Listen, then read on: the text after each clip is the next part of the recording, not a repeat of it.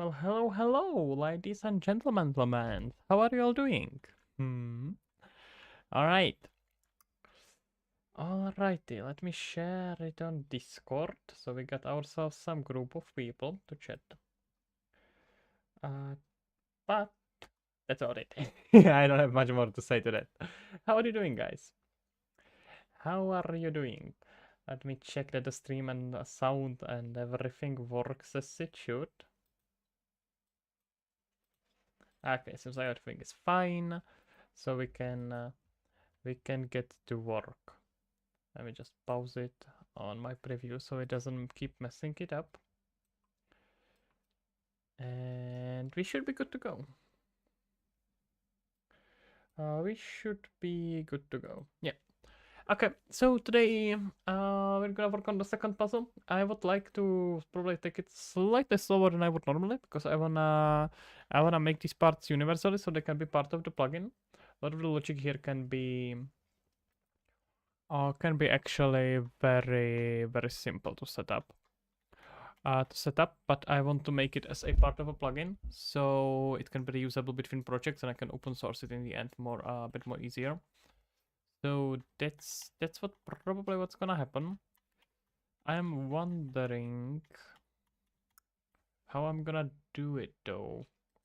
Is it worthwhile? So I basically need two things, right? I'm gonna have here my Trello board with all the super important and super secret information that no one else has access to. Okay, there we have it. Well, now you see it, so it's not that secret. We need something that's gonna be moving the spline, and then we're gonna need something that's actually hovering. And I'm wondering how are we gonna do that?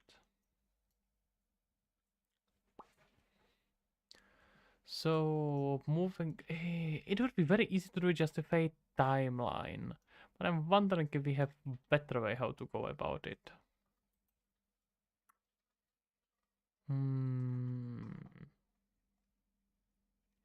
What do you think? I guess you can do just a timer. That's easiest, right? You can just make sure it goes in let's say 30 FPS or 60 FPS, but then that would need to be hard coded potentially, which I'm not sure if I do want to do. I probably do not actually.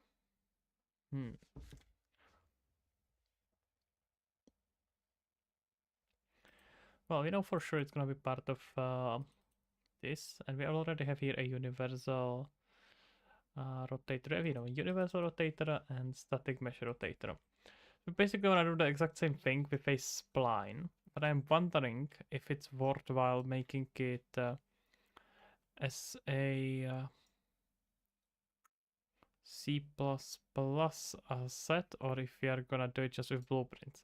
The spline thing is actually almost 100% blueprints because it's gonna be so much easier to do it with timeline. Yeah. Okay. Well, then this one is this one we can start with because this we know. Universal spline mover. Let's make that. Timeline is gonna make this 100 times easier. And not just easier, it's gonna make it more modifiable.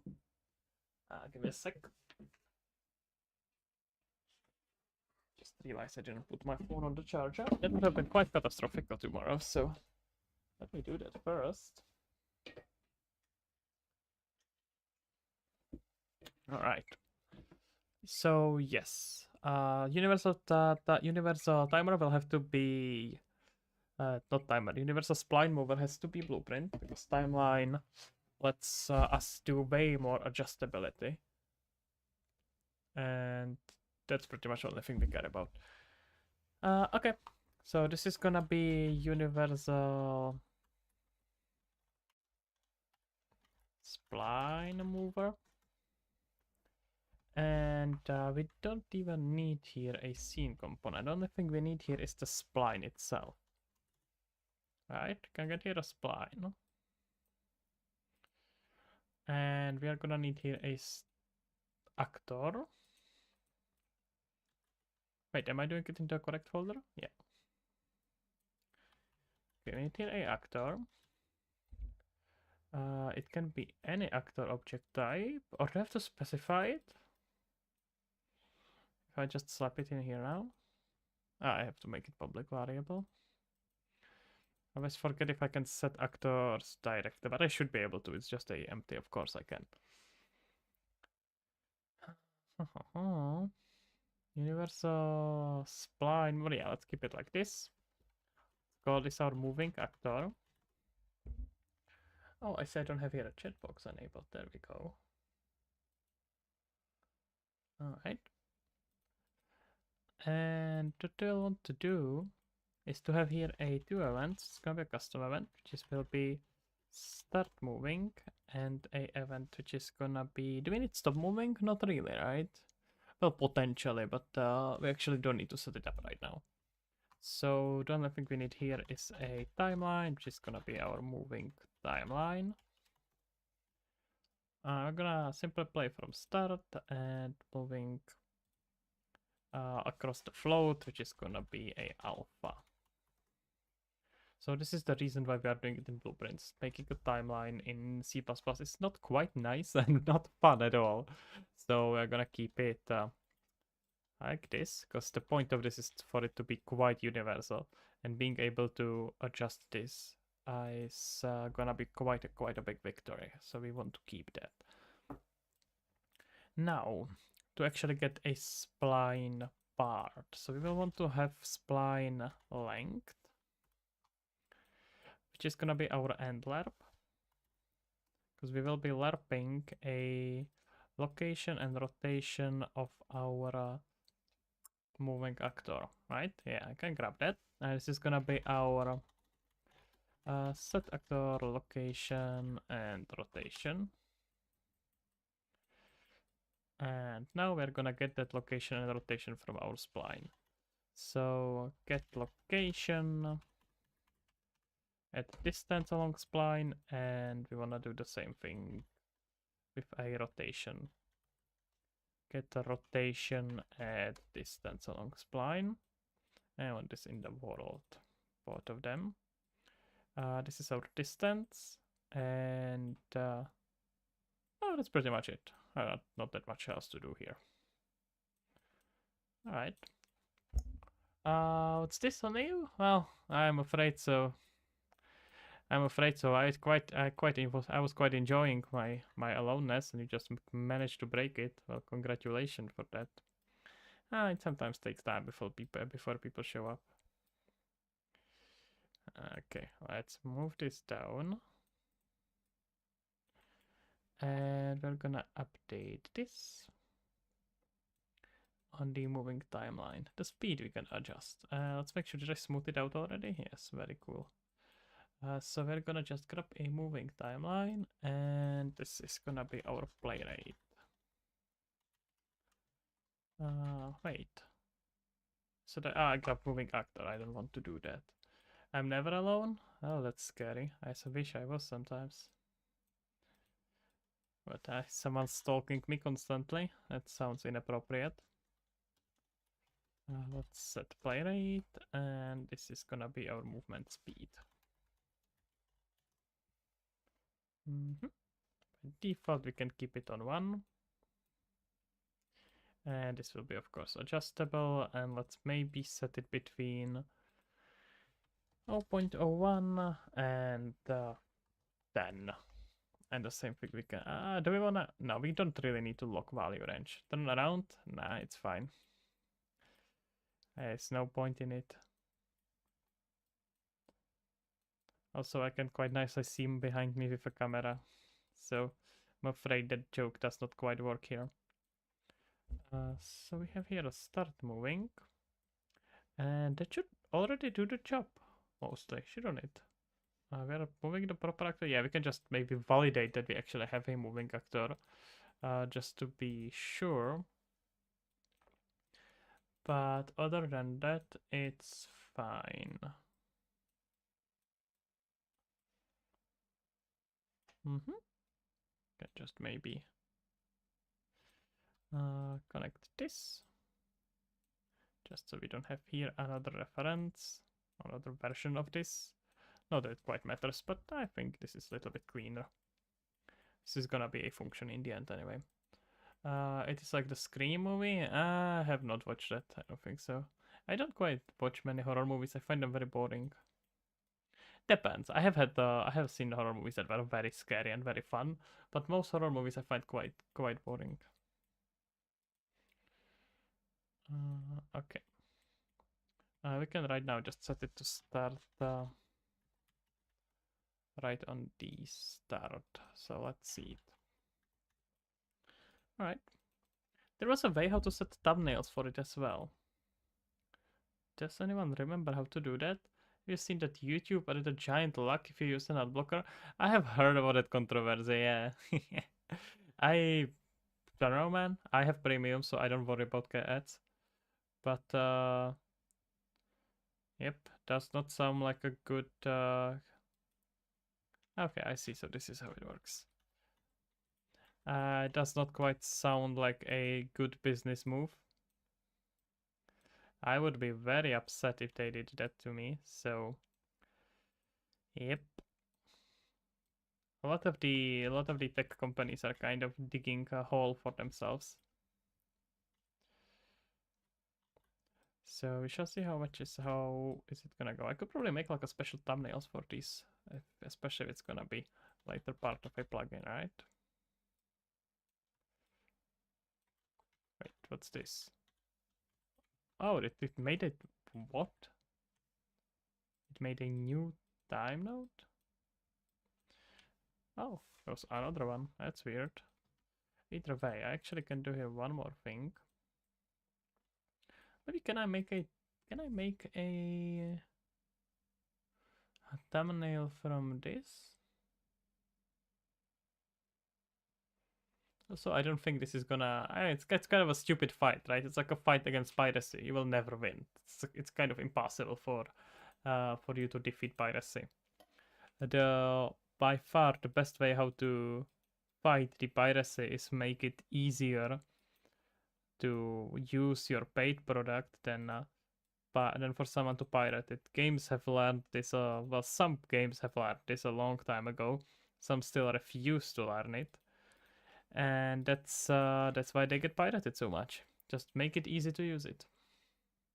Just make it easy to buy your stuff and use your stuff.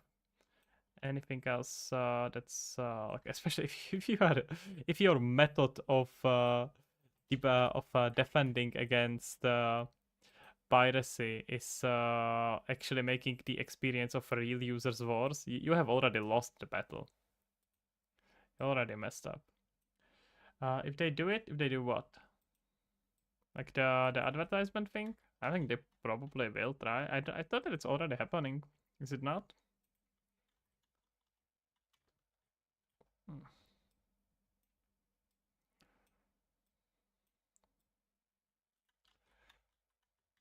Hmm. I think that should be already a thing. Let's say we can move it somewhere around here.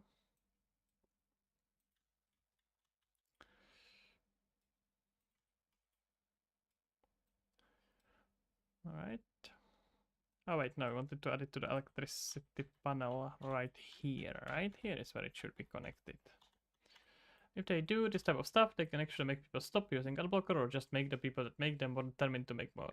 Yeah, it's nonsense. It's never gonna stop people from using adblockers. It's just stupid. It's gonna just make people want to use adblockers more. Like, inconveniencing your own customers is one of the stupidest ideas you could have ever had. You'd never want to do that. If you do that, you're gonna lose them.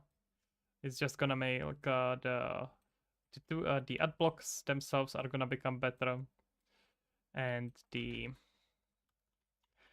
ad blocks are gonna become better, and people are gonna pay for are less likely to pay for premium because now they feel like they are fighting against the company. It's stupid. And especially YouTube has been getting worse, which makes it so much easier to pirate it and hate YouTube. Like, try to use YouTube search. It's completely unusable. Sadly, now that's the same with Google search, so who knows? You know, that's Google search is not gonna get replaced by AI because it's better. But because AI is better, but it's just because Google or YouTube search got so incredibly bad. You can just try to search for something and it's gonna give you completely irrelevant topics because it's supposedly increasing engagement, which is not at all what I want in my search. So, yep. If they fall, we kind of deserve it. It'd be interesting because we really could use some competition for the video platforms. It's gonna have super high movement speed right now, I'm afraid.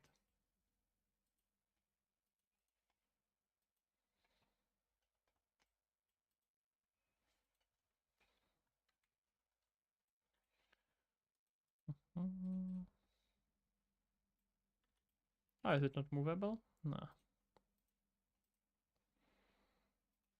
There we go. We're gonna probably want to get rid of the... I'll probably get rid of all this foliage on top of it.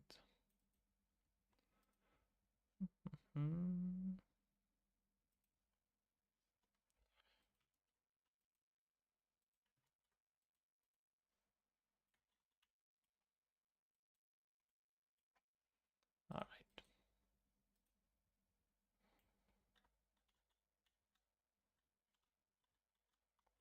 Interesting. Let's see what's happening with it. Static mesh should be fine. Why is it teleporting? Ah. Oh, it's going the other way around? Wait, did I set it up? Did I mess up the setting? I probably did.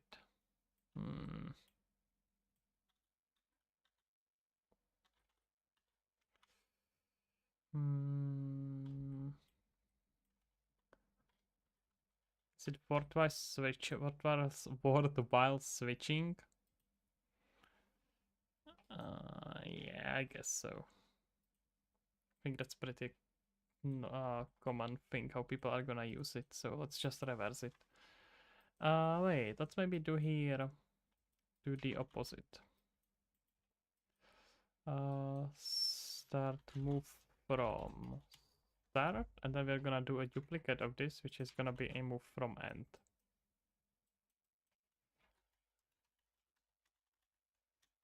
That's probably a better way how to go about it.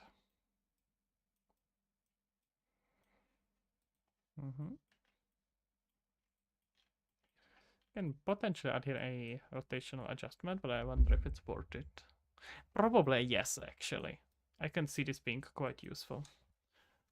But we can do that with rotation, because rotation sucks. Rotator sucks. So, okay. And just grab this whole thing and put it into a function. All of it, actually. So this is gonna be our move actor. Move spline actor.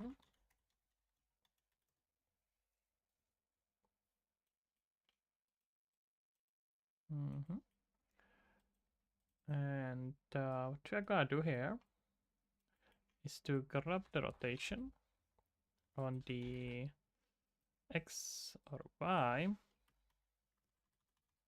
and adjust here a value. So let's make here a rotation, which can be our added rotation or adjusted rotation. What makes more sense to you guys?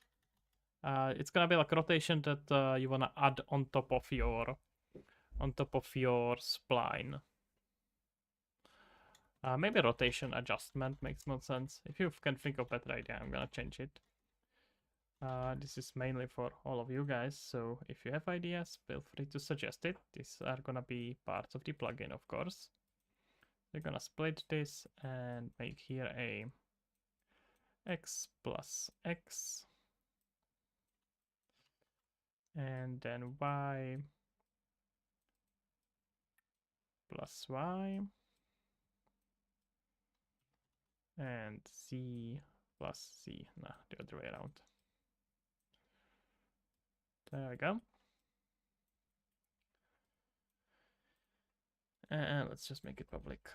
Okay, and I just wanna make sure I can make these exposable. It makes that may make it a little bit more easier to work with. So we are gonna do here not move from start like this, but we are gonna expose these as call in editor, both of them. All right. Move from end. Oh, we're not playing the game. Oh no, now I messed it up. God damn it. Well, it's fine. Let's grab the mover. Should probably add here some billboard. I get here a fancier assets later, but let's just add here a billboard. We don't have here any better asset than this, so I guess this is gonna have to be enough. Let's just make it bigger. Wait, shouldn't this adjust the screen size? Oh wait, do I have to check this? Why is screen size not adjusting the screen size? Probably something overriding it. Okay, we can just scale it like this, probably. Yes. Let's just set it to 2 times 2. Appropriately, this is a Raptor coming from a Campi Raptor plugin. That's kind of nice, but I think I'm gonna get ourselves a better icons later. And rest you can just keep as it is. Well, just so it's a little bit easier to select it. Okay, now we can play it and move from start. No, wait, the other way around, right? You wanna move from end. So now it's gonna be moving. Just disappear? What's going on? Move from end. No, okay, it's just so slow that I couldn't see it properly. Alright, either way. Let's do 90. Not in here apparently though. 90 on the move from end. This is probably correct now actually. We can do like 100. Oh wait, no, wrong axis. So we're gonna do like 90 and about 10. I think it has adjusted rotation, so that's probably what's messing it up.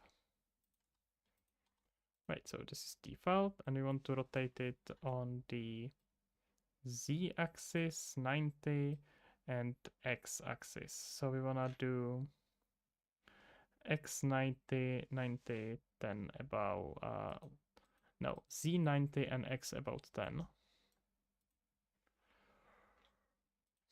90, it's about 20. Oh, wrong button. No. Okay, I can just move it slightly like this. Okay, there we are starting to see it properly. This is gonna have the whole moving up and down thing, so levitation. So we don't care about the setting too much, we just wanna have it prepared. Move from end. Okay, let's maybe speed it up a bit, so like 0.1. So you can properly see it.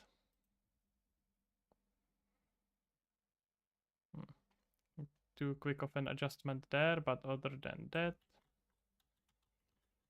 it seems to be mostly correct. Can adjust our start location a bit better.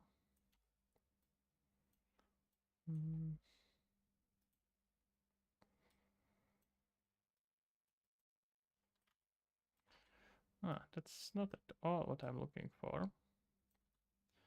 I probably don't need to be too accurate here because I'm gonna replace the card with blueprint for oh, maybe not actually. I can make that animator. I can make that custom animator just with a component. I'm pretty sure I could do that.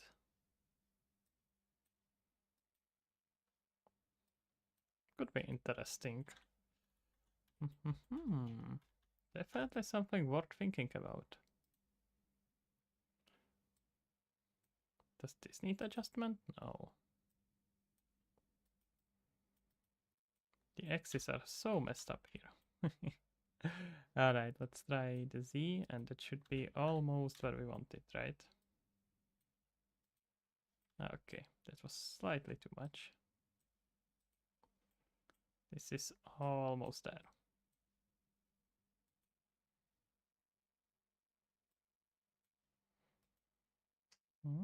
Slightly more.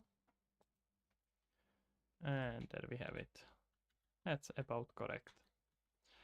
Then we had some needed adjustment here.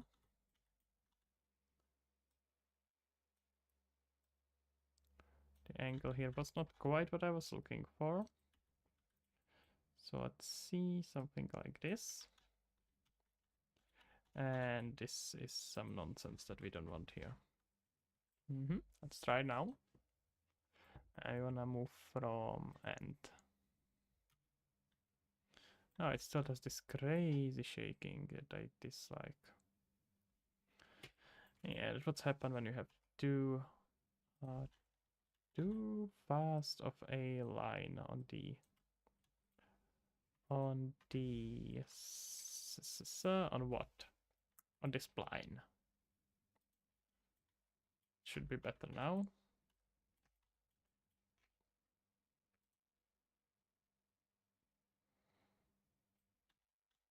Quite too much of an angle, but other than that, it should be fine. I think it makes probably more sense for it to just go up here already.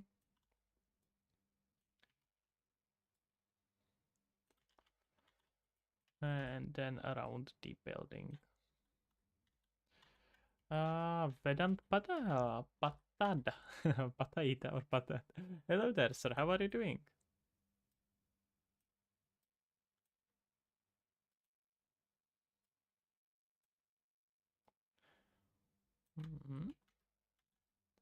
This feels a bit too straight. Let me see.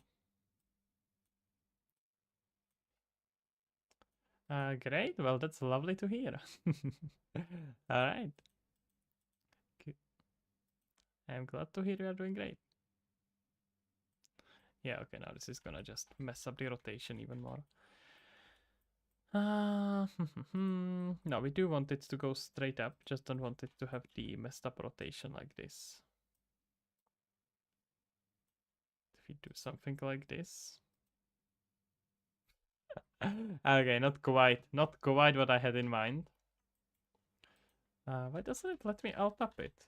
That's weird. Okay. I was just simulating the game, never mind. It was on me.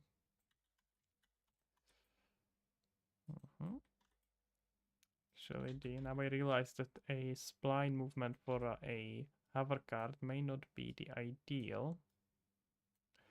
The ideal solution, but we can kind of fake it, right? We can have it go around and make the moving upwards slower. If something like this. That's spline point here, I can prolong it. Can probably also be quite a bit cooler effect as well, because it's gonna go around bigger part of the map. Just wanna make sure we are not rotating it in some very strange way like we are just seeing here. I have a question. How can I get a camera intrinsic parameter inside Unreal? That depends what exactly you mean by camera intrinsic parameter.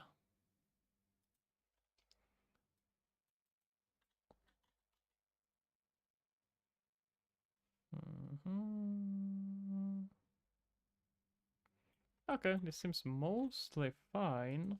Not quite great yet, but much better.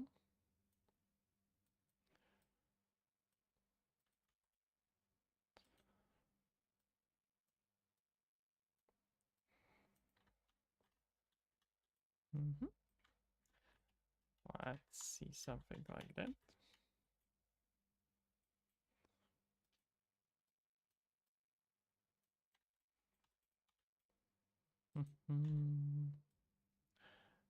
We can adjust this so it goes towards the side. Set it to move from end, so we see the start.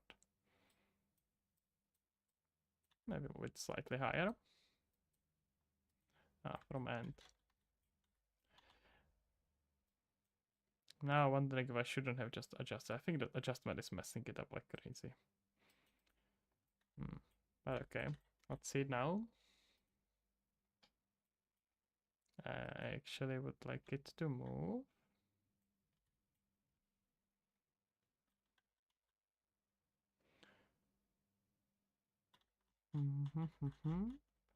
Okay, this seems pretty fine actually. Can't complain too much. Let's keep this here. We're working on a simulator now. We want to share the camera intrinsic.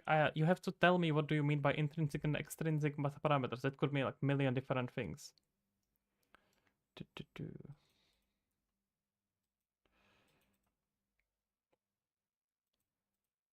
So okay, this is gonna be fine. I'm wondering, do I wanna have this as a honestly making it a blueprint is gonna make it just easier.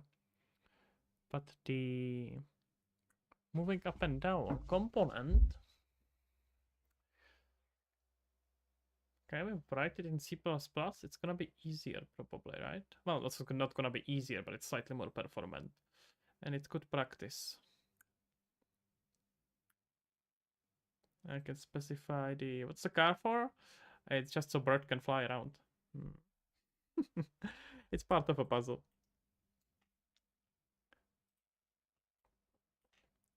It's gonna yeet itself along this this path once I tell it to. But I actually want it to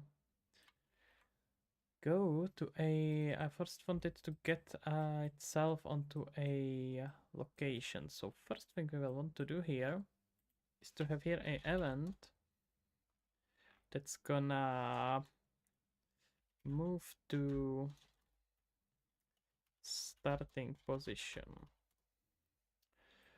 There's a free flying suburban car in the humble model pack we got a while ago. Yeah, maybe. Huh, cool. I'm wondering if it's not even from there. Oh, maybe that's what you are saying. It could be from there, I'm not sure. I just look through my Unreal Marketplace and steal everything that's there. So that's about it. I'm gonna do just another LARP. Another timeline. Yeah. Let's just call it the moving to start timeline. And here I need to know whether I'm moving from start to end or from end to start. So to do that, I need to supply here a information. So first of all, I'm gonna need here a float input, which is gonna be a starting position. And that's gonna let me grab it from here. Made a quick Google search. Intrinsic equal to focal length. I know what it means. It can mean million different things. That's what I'm talking. That's what why I'm asking. Yes, either way, you can get all these parameters from camera component. Focal length is not an issue. Optical center could be a issue, but you can just make a very quick algorithm that's gonna calculate it for you.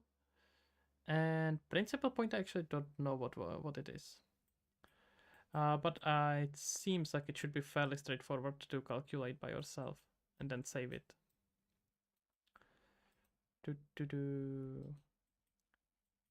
So,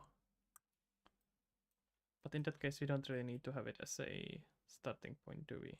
No, we do. And we can select based on that. Yeah. Okay. That will actually make it slightly easier. So you want to start by checking that this thing exists. If this thing exists, you want to go from 0 to 1 into our set actor location and rotation. Our actor is our moving actor. And we want to set it. I want to not set it quite yet. We want to warp it between our start and end. So we're gonna have to grab it first. So get actor rotation and get actor location. This can be promoted to a variable. This is gonna be our start location. And this can be start rotation.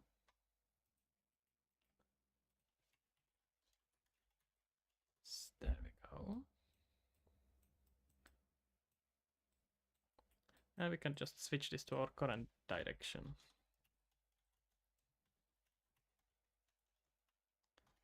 Right, this is gonna be either 0 or 1. I guess I could have had it as a boolean, but I would have to convert it into a float later anyway, because I need it. Actually, you know what? It may be better to have it as a boolean. Not by a lot, but it could matter. So this is basically switching whether we are going from start or from end. So let's call it moving from start.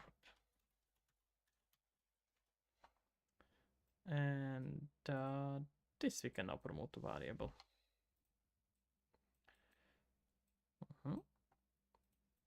So let's just set up all these variables. Let's just move from start, and now depending on the value here, we are gonna select not integer but float. Technically we could get away with a integer as well. If this value is true, we are moving from 0 to 1. If our value is false, we are moving from 1 to 0. Yes. Okay, and from this, I am actually not quite done yet. I need to get actor camera locations, the spline camera locations and rotations, and supply it into a distance. That should do the trick nicely. And this is gonna be our target wherever we are going. This is our alpha. And our A and on location and rotation is gonna be here.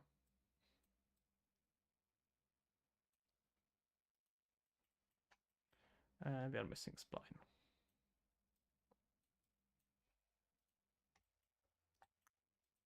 Okay, this should do the trick. And on finished, once this is done, depending on our moving from start, we can, if moving from start is true, we are calling move from start, and if not, we are moving from end.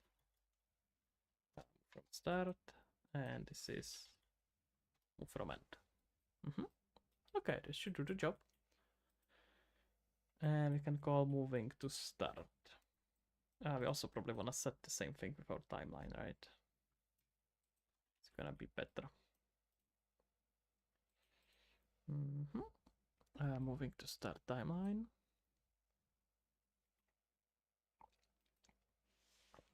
And this is gonna be movement to start speed.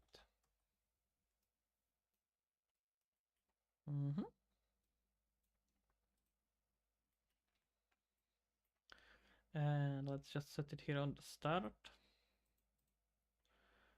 Move to start position, and we don't want to start from start. And in this point, we don't actually need to check, because we are checking it. Well, you know what? I can see someone going like, oh, no worries, we can just move from start. No point into moving to start position first. Better we check it. This should do the trick. Alright, so we are gonna just grab the car, move it down here on all the other cars. And then And then we can just pretty much let it go. It should do its thing already, right? I can just decrease the speed here to about 0.1. Rotation adjustment is fine. We're gonna get rid of rotation adjustment, but it's fine. And now it's being stupid because I messed up something. I reversed the flows. It should be like this.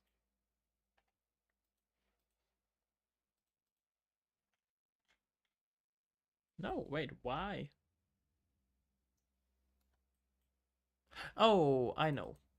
We are not caring about our float here. This is 0. If it's start, if it's end, then we actually want our spline end. So get length.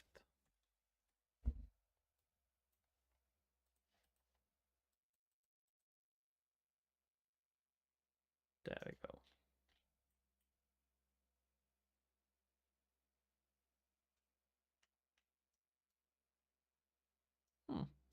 Didn't seem to find the rotation correctly. Oh, that's because of this adjustment. I'm not gonna have the adjustments there in the end anyway. I think it's messing it up. Well, I guess I can just add the adjustment here as well. And there it goes eating. But it's actually not too much of a trouble to just add that adjustment here. Where did I add it originally?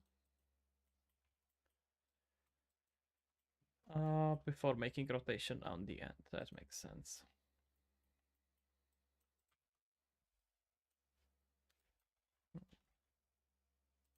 Wait, why doesn't it? Oh, okay.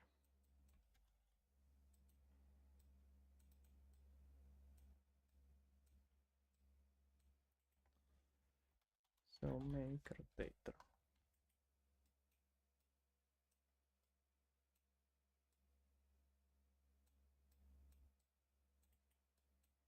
If we keep it empty, then nothing is gonna happen. If not, then it's gonna work nicely. Okay, this is our finishing part. We don't care about it too much, but all of this can be inside a function.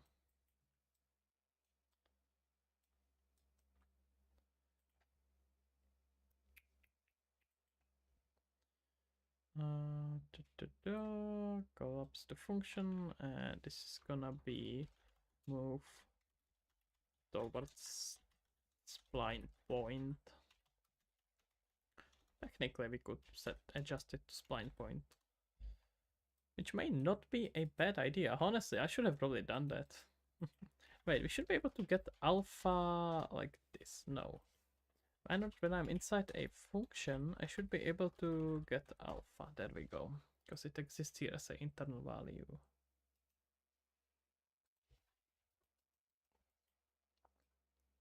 So now we can just connect the alpha.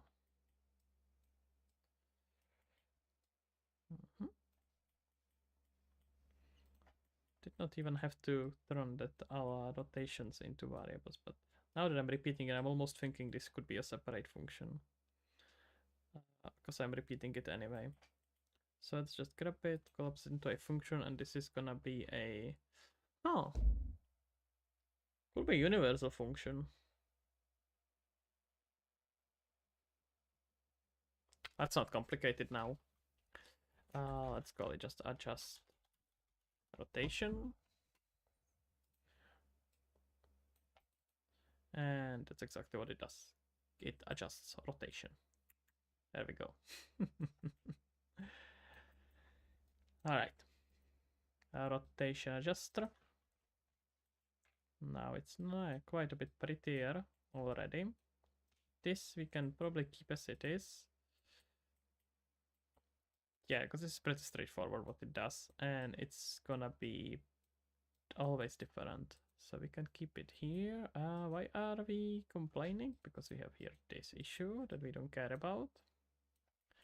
And we can adjust a rotation adjuster here.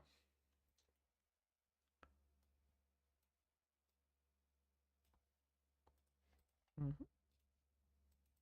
Alright, that should do the trick.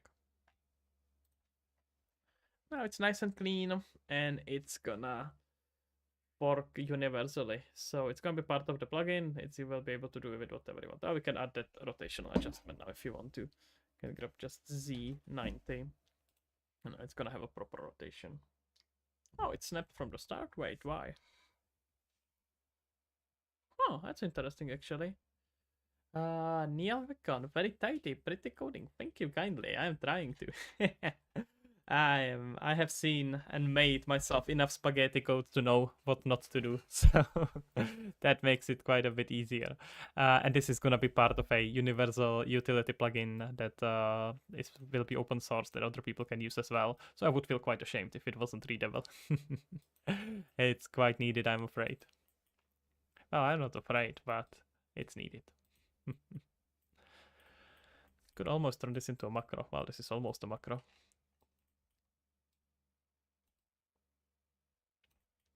Alright, wait, we had here some nonsense. What was that nonsense? I think we are missing some camera adjustment. Here on the start. Micro? What micro? You mean macro? Oh wait, cryogenic games. No. Wait, what do you mean? I was talking about macro. And I actually don't need it. So this is when we are adjusting the... No, it is macro. It says it right here. Macro.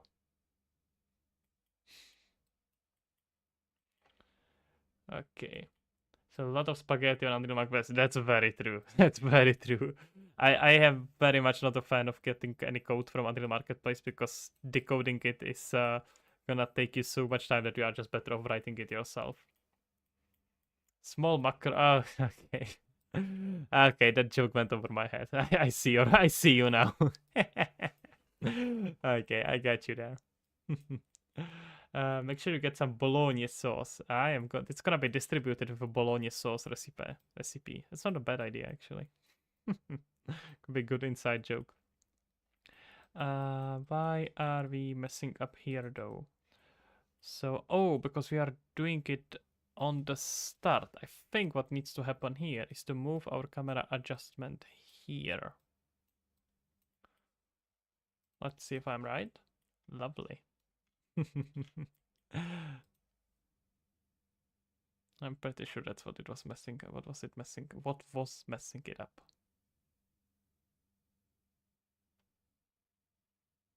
There we go. Bye bye. Okay, we got ourselves a spline set up. Well, let's maybe name the variables. While we are at it, let's actually try to make it very clean. Ilka, can you give a summary of the puzzle? You are creating moving cars on spine. I guess that's to relocate it, create and it's gonna be relocating, creating, have an effect. It's actually combination of two different puzzles. So the first puzzle, and this is spoilers for Lost Harmony, guys. So if you don't wanna, get spoiled. You don't wanna listen. But there is one puzzle that will be solved by finding a object that's under car, and you will be able to retrieve that object only by powering the car. And once that car is powered, it's gonna just fly off. It doesn't matter for you when you are solving this puzzle, because you just grab the object and take it wherever you need to take it. And then, meanwhile, the puzzle will move up here, which is actually already preparing itself for another puzzle that will need to power this crane. So it's kind of like two puzzles in one. And the first time when you will be doing this puzzle, when you will just be uncovering that object, you won't even realize properly that this is what that puzzle, what that car is for. It's kind of nicely combined together. Mm-hmm. Thank you kindly. All right. I'm gonna get a proper thumbnails for this, but I wanted to clean something, and I forgot what. Wait, no, I don't want you. What do I want? This. I want this. Nice game design. Thank you. I am trying certainly. Designing puzzles is quite difficult, so I can only hope that it's gonna end up being something nice. Where am I from? I am originally from Czech Republic. Where are you all guys from? I usually get here more people from Europe and surprising amount of people from Canada. But I guess it has something to do with the time I stream at. Well, actually, let's actually separate this. I wish it would be showing me the local variables here. It would make it so much easier. Because this is technically still variable inside, constant, I guess, inside a function. So I would really like to see it here. It would make it much easier. Because if I create a variable here, it will exist. Do I speak Czech? I do speak Czech indeed. I've been born that way, I'm afraid.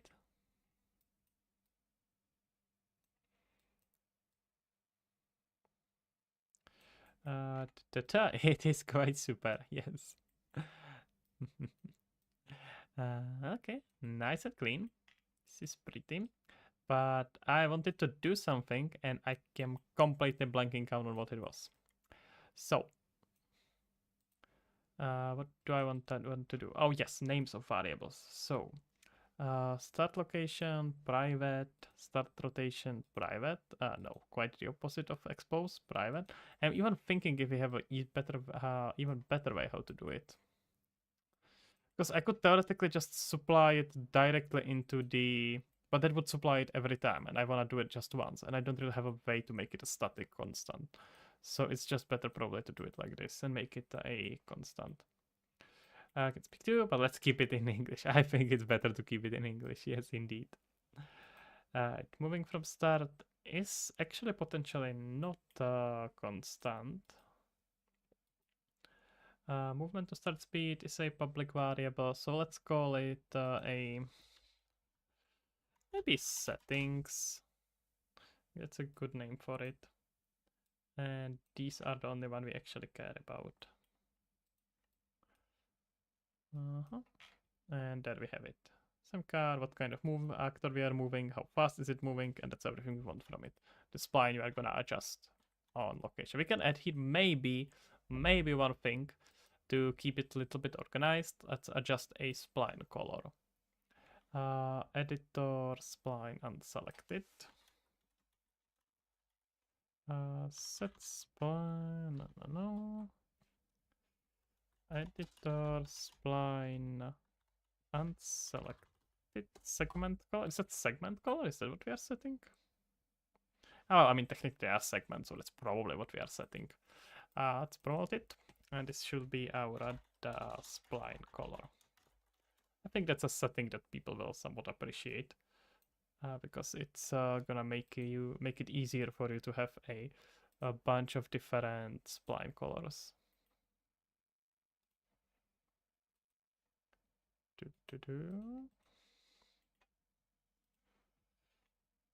Let's grab the construction script, and it should work now.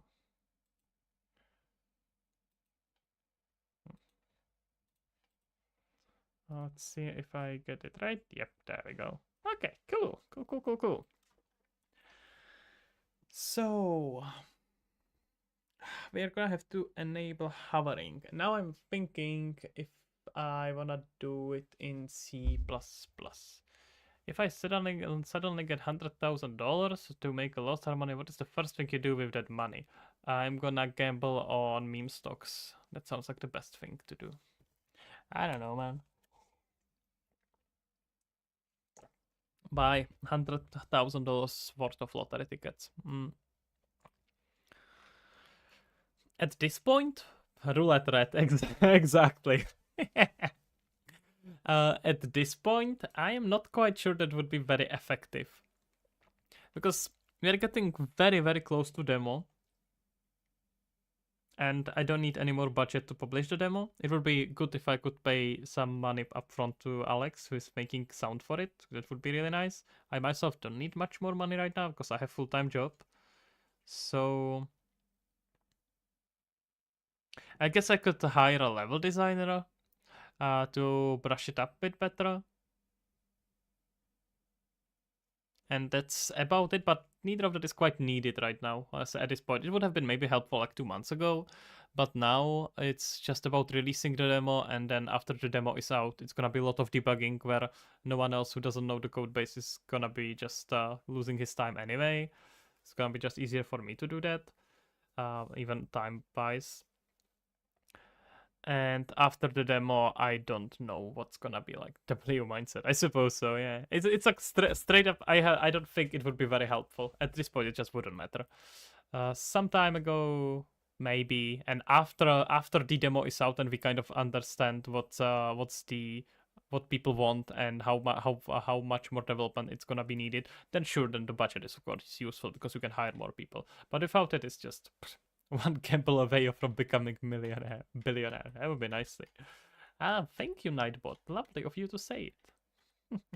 And I see there is still no space. Quite nice on topic. Very cool. Yeah, interesting visual effects. It kind of looks like a watercolor.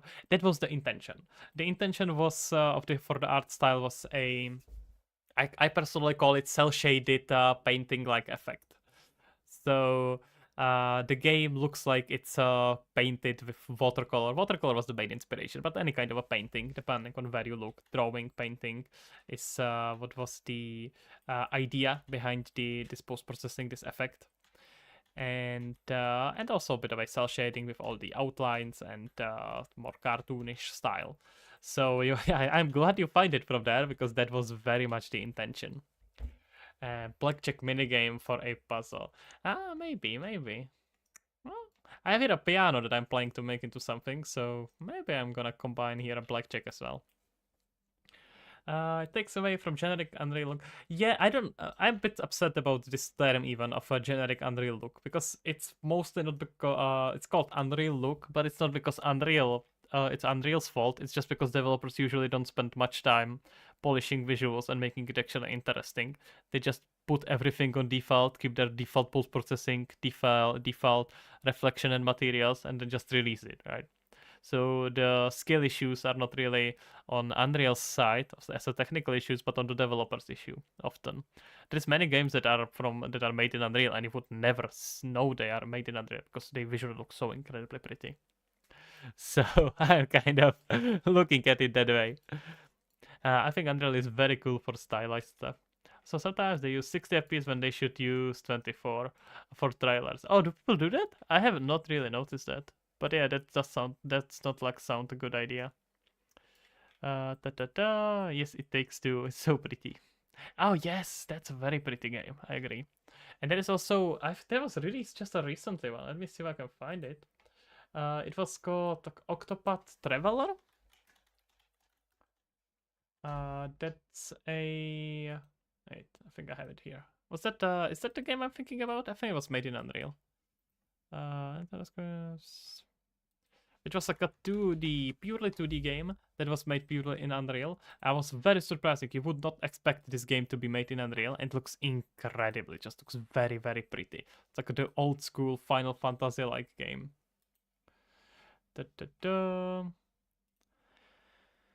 So I would say definitely, and you have seen a lot of if you just look at Unreal Engine stylized games, we're gonna find ourselves some really cool stuff. They're just not getting released. Now it's getting us tutorial and stuff like that. But if you look at Unreal Engine games,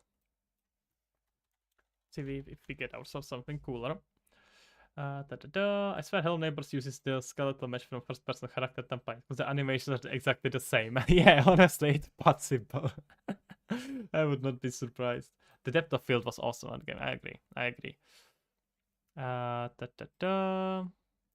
Let's see. Maybe Epic themselves are gonna tell us something. Even Final Fantasy games were pretty awesome and they were made in Unreal.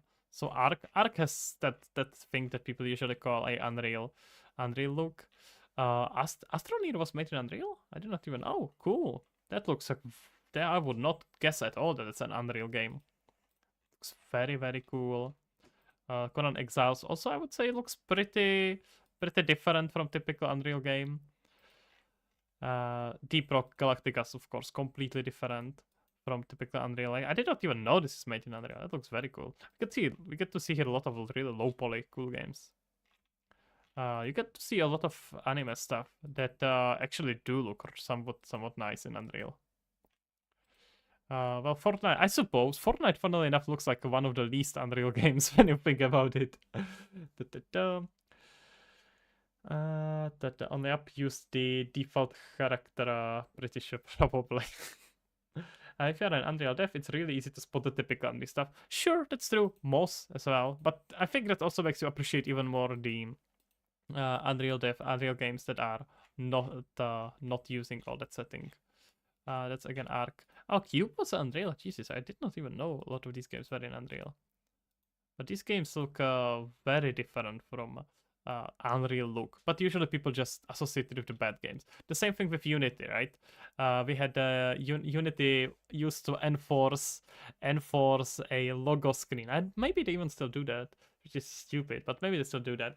Like they used to enforce a Unity game logo in front of games if you didn't pay them, which ended up causing that every single cheap game that wasn't very well done because the developers didn't even have money to buy a Unity license, because Unity developers need to buy licenses apparently. I don't know, that's some weird Unity things we don't know about it in Unreal. Either way, that ended up causing that all the Unity games, all the bad Unity games that weren't finished because developers didn't have even money to. I think it's like a good checkbox that if developer couldn't even buy the engine, he's probably not gonna have budget to dedicate to the game. So all these bad games used to have a Unity intro logo, and that got associated all the bad games and shovelware on Steam with Unity. That's why so many gamers tend to have really bad associations with Unity and not with Unreal, because Unity did really stupid marketing moves. That's so stupid. Well, I mean, Unity is a master of cheap marketing moves, though. We just looked at what was happening this year. I believe they will be implementing this in Unreal. Have I been learning Verse at all? Have you already? I have been playing with it a little bit. Not super much, but I've been playing with it a lot. I am very much looking forward to when it comes to games, to UE5 or UE6 as we know now. So, yep, it's gonna be fun. I believe they will be implementing this in UE2. I doubt that. I doubt that's gonna happen. I think everyone looking at what Unity ended up doing is just stupid. I haven't ever heard about anything that Unreal or Epic was planning anything like that. Scammers get scammed, I suppose. It's like comparing Wish to Amazon. True.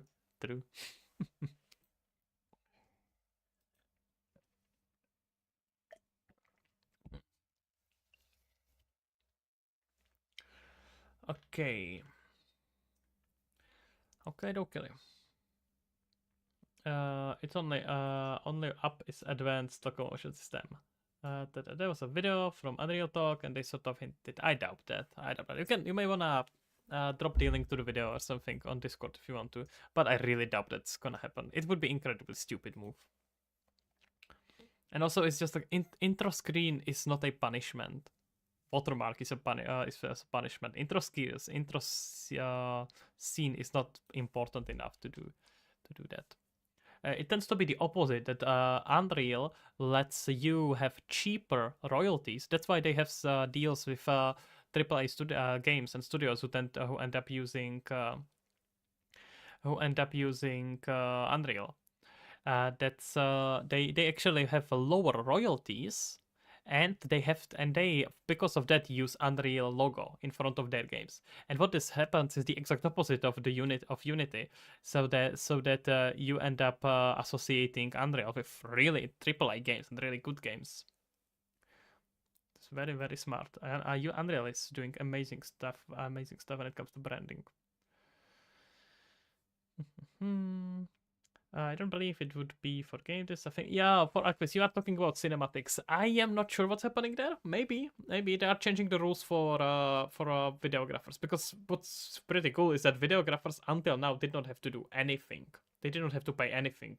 If you released a movie made completely in Unreal, you didn't have to pay anything to Epic. That's changing now because they were completely losing on money.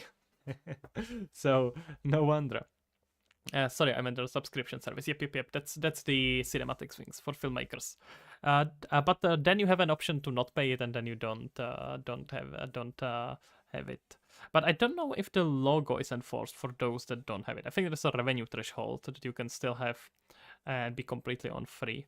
I don't know. I have never really made it for games. Putting it myself to flex. Proud to have the Unreal logo at the start. Yeah, it's true though. That's exactly the thing, right? Like no one wants to put a Unity logo in front of their games because they are ashamed. And Unreal devs are like, sure, I'm gonna put it there. Unreal is amazing, and Epic is amazing. So it's very much something that they just did an amazing job with branding because everyone using Unreal is like, yep, this is actually really cool. I'm proud using that engine. Not everyone, but a lot of people or more. I haven't heard of logo, but for me it wouldn't be a problem. Yeah, I also wouldn't mind it at all because Unreal is just really cool. But that's again because Unreal does not have that association with cheap engines, with cheap games. Not that much. Maybe a little bit. It's changing now, but. It used to be horrible with Unity, and it still kind of is. Okay. We are ourselves a universal mover, and now I'm thinking about doing that actor component. Do we want to do that in C++?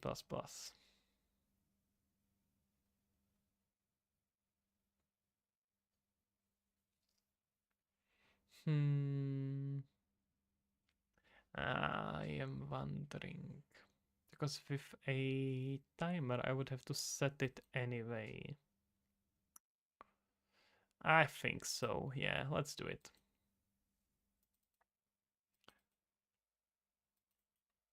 Just for the sake of keeping it easier. Okay. Winbush mentioned this course in his videos. If you're interested to check, I'll join Discord later. Gotta go. But oh, sure. It sounds interesting. I'm gonna be looking into it. Winbush, I think I know who that is. Progress Screen Code. Thank you kindly. Thank you for stopping by. Alright. Thank you for stopping by and have a good day. Okay. Well, guys, give me a sec. I'm gonna first get myself a dinner and then we can continue. Be right back. We can listen to nice soundtrack meanwhile.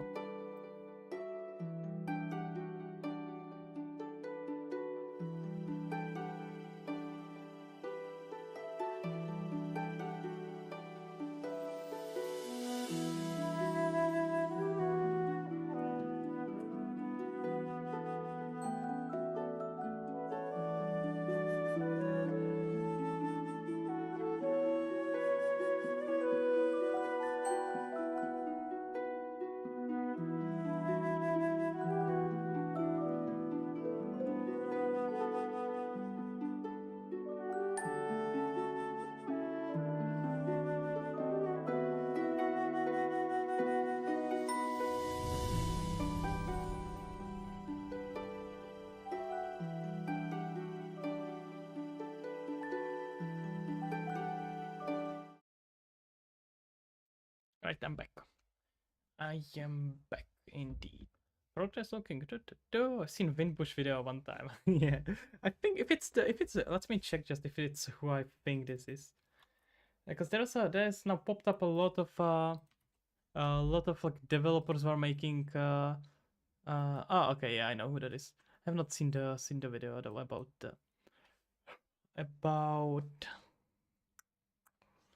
cinematics. I know there is a channel, I think it's news something that covers a lot of game dev channels. I'm sure you have seen it. It's quite popular. And I got a lot of my news from there. And that usually also points at original sources, which makes it quite nice. It's so interesting how all the journalism we now get is pretty much from YouTube or from Twitter.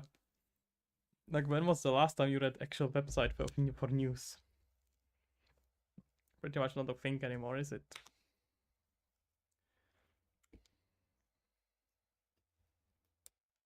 Okay, see. You see, or is it gonna be filtered? Oh, it's gonna be mostly blanked out. Never mind, you can't see anything. I'm drinking a magical drink you can see. They finally make a car company yeah, so that's true. That's as well true. I mean, when you think about it, Unreal did just in some, well, not Unreal. Epic is doing one of the best possible business mode we have seen in a long while.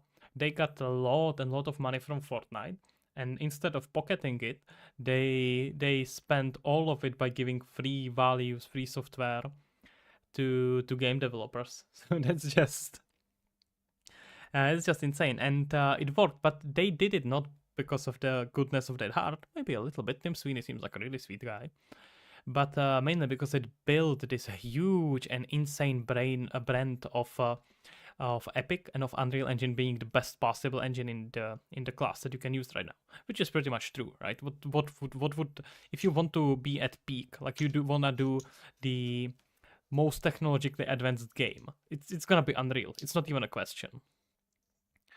Like, what are you gonna use? Lambayard? Not, probably not. Amazon Lambayard is not really not known for it and not even closely as tested. CryEngine is not used much.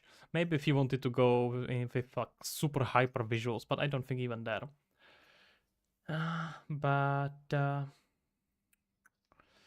Yeah, William Voucher lighting videos are basically free because I have seen some of them. Very, very good. Definitely recommend it. I don't know how Epic is making money. Yeah, exactly as everyone else is saying. It's Fortnite. They made so much money from Fortnite.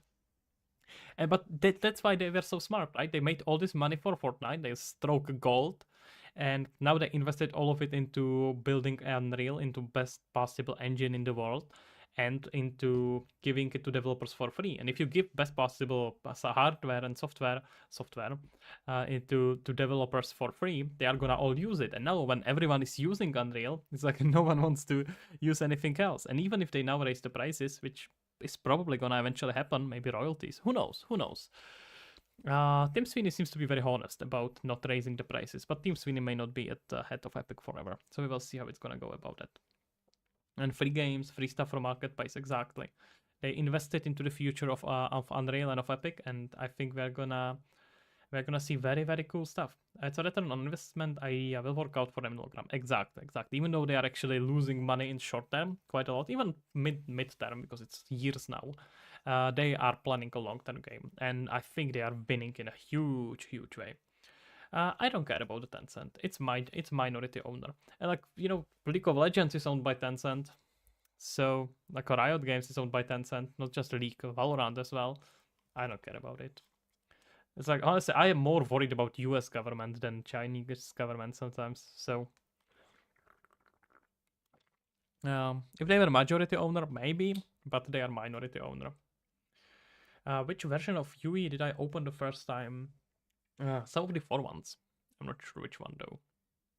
20, I remember working with 24 pretty hardcore. So I have probably started with some of the versions before that. Don't know exactly. Chinese government may be playing Lost Harmony ahead of us, maybe. I don't know, man. It's hosted on GitHub. And GitHub is owned by Microsoft. So that's still the US one. I think I probably spent the most time on the 4.25 and or 26. And then because I had to use it for quite a bit longer. And then switched right to 5.1 and now 5.3. I did not spend too much time on 5.2. But before that, a long time on 5.24, and before that, I don't even remember. I don't think I have worked with Unreal too much before that.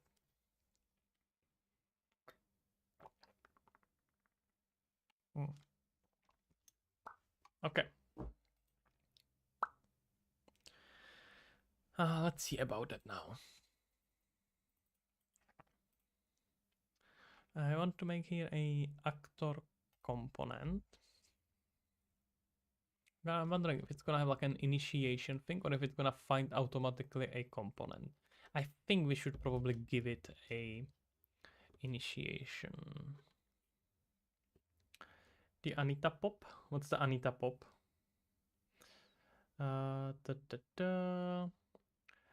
What's the purpose of Substrate? Substrate is actually really cool. I'm really looking forward to it. It's basically being able to rework your materials and visuals however you want. It lets you not use by default when you are rendering something in Unreal, you are using PBR, which is trying to make it as realistic as possible. It's like a simulating the realistic reflections of everything as much as possible. You set up it's that's your metallic map, your roughness map, your base color, etc., normal map. And Substrate lets you do this very, very freely. You don't have to define specific maps. It's gonna let you way more control over the shaders. So that sounds like really, really cool. I have not played with it yet. I'm looking forward to it. Anita is Twitch streamer with Tourette's that does the pop sound. Oh, okay, yeah, I know who you are talking about. I know. I don't watch her much, but I know about her. Really, I did not know that's the trademark move. I kind of do it automatically now and just like random, like pop, pop. Did not do it intentionally this time at all, though, so that kind of worked out. I have to disable it because it would let me make a grass texture. But you're not. Wait, what do you mean grass texture? I mean grass material. Yeah, I'm not sure if it supports transparent channel yet. Okay, I'm gonna try to make it in the C++. I am very likely gonna fail, but that's fine because I am learning, right? We are all learning. I'm way, way better at blueprints than C++, but it's important to practice. So you're gonna hear me complain now a lot. Let's see. Also, I don't think you have to. Maybe I'm wrong in that, but I think you can have a material that has substrate and material that doesn't have substrate, right? You don't. It's not like a engine setting that either materials are all substrate or no substrate. I think you can switch it per material, unless I'm completely wrong on that. I wouldn't know where to begin with C++. Yeah, yeah, it can be very overwhelming. If you are very familiar with blueprints, it's gonna make it much easier to get into it. If I may have a recommendation, Tom Lumen has an amazing class. It's paid, but he has a lot of free stuff as well. Look into Tom Lumen, Tom Tomloo man. Google him. You are gonna probably find yourself some really, really good material. He's amazing at teaching Unreal C++. Okay. Let's call it hover movement. Wait, am I doing some prefixes? No. I don't know how to make only one material, not have substrate, and after it disabled, I had to remake all the materials again. Jesus, that sounds like you messed up, Stinker. That doesn't sound like the Unreal setting.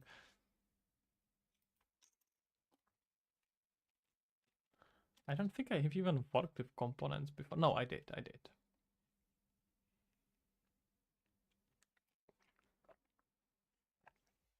Okay. So, now I'm simulating it at the same time as I'm playing it, which is always risky. Michelle, hello there. How are you doing? I'm actually not quitting this time. So you actually came on time without me trying to leave. That's impressive. We haven't seen that one before. I don't know why they make an engine this good. It's only if only the new things that made is a Lego. Wait. I don't know why they make an engine this good if the only new thing they made is a Lego Fortnite. Well, it's kind of like think about where they make most money. I'd make most money Epic makes from Fortnite kits, I would assume. So it makes a lot of sense for them to focus on it. I am somewhat disappointed they don't make more games. It would be pretty cool if they did, but and they don't really need to. So okay, it's been a while, so I need a refresher. U timer? No. It's timer handle. So we're gonna start with having a timer handle in the pub. Actually can be private or protected. Don't need it to have public. And sticking with the Minecraft and Roblox vibe, kind of. Timer. This is gonna be our hover. Is that how you write hover? No, I think it's normal V, right? No, yeah. Hover movement timer. And I'm gonna need here a function. We're gonna need here multiple functions.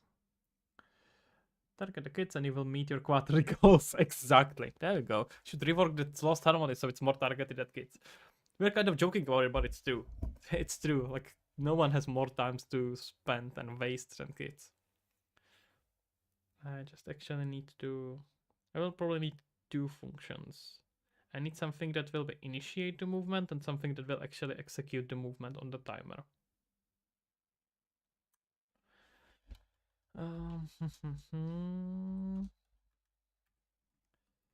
Actually came 10 minutes in, but I got a couple phone calls, so I just got it left open. Ah, okay. Cool. Well, you are welcome either way. So U function, and we need... Okay, we can put it in the category at least. I don't think this is gonna be a very simple script, so I don't care much. U function movement, and what's this gonna be? This is returning void, but it will need some inputs. So, okay, this is actually just our start. Let's keep it simple. Let's not go crazy here. So this is gonna be initiate next movement. And then we're gonna have U function, which is also gonna be under category movement. And so that I hey Fansi working on my VR project and my right eye renders differently from my left eye. I have seen that issue, yes. It's oh god damn it, what's the setting? Wait, let me actually see. I have seen that. It's one of the rendering features that happens. Look into your Vulkan. Look into Vulkan rendering that I have seen mess up rendering like that. And then it's instant stereo. Yes, thank you, Neil. That's very likely what's causing you trouble. Try to disable it or enable it. I think disable it.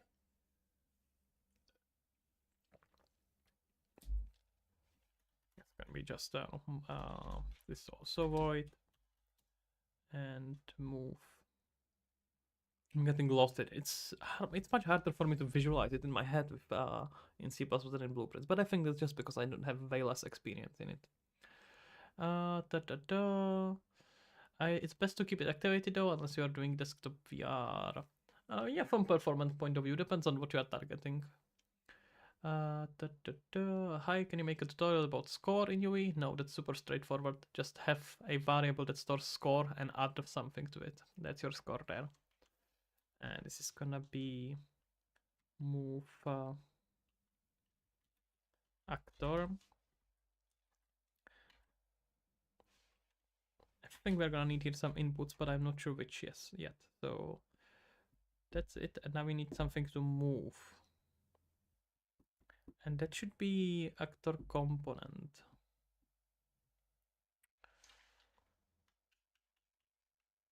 What are we actually moving? What's the object?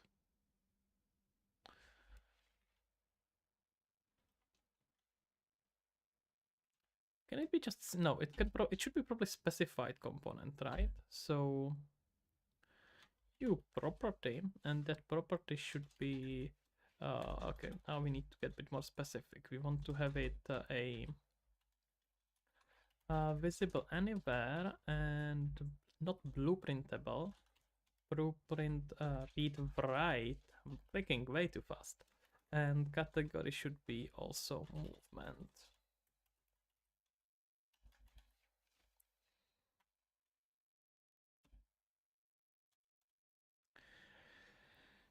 And what it should be is U actor component, but we need it to have it as a actors, right? So this is gonna be our moving component.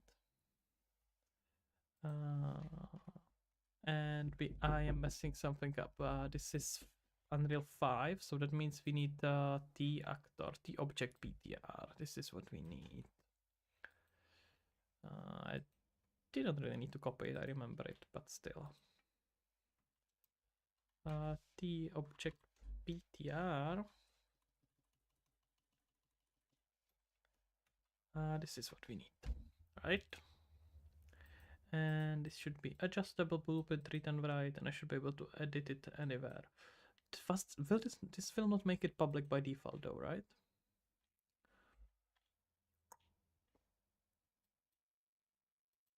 I'm almost thinking we can actually make here a function that's gonna do that. That's gonna be blueprint callable. Yeah, let's do it properly. Let's do it properly. So in this case, and I have it under project protected, that's why it can't even, it doesn't matter actually, this is just a category. Yeah, I'm being stupid. Gonna play Counter-Strike, I'll join Discord when you have a good night. Well, thank you kindly, and yes, of course, you have a good night as well. Thank you for stopping by.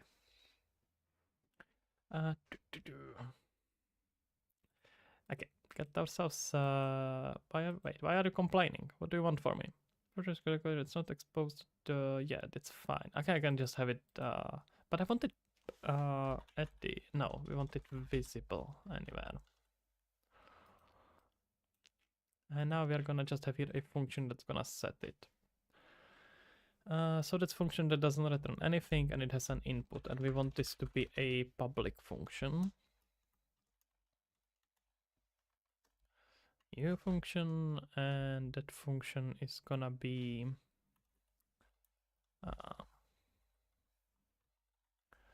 blueprint callable, and category is again movement. Maybe an initiation category or something like that, but that feels a bit unnecessary.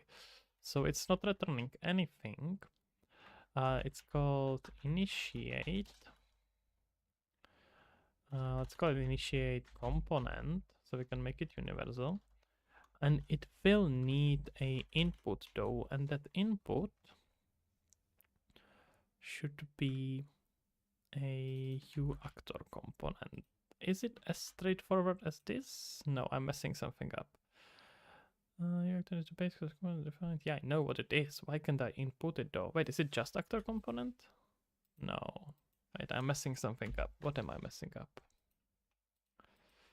Do I need its name? I can make it constant, but I doubt that's the issue there.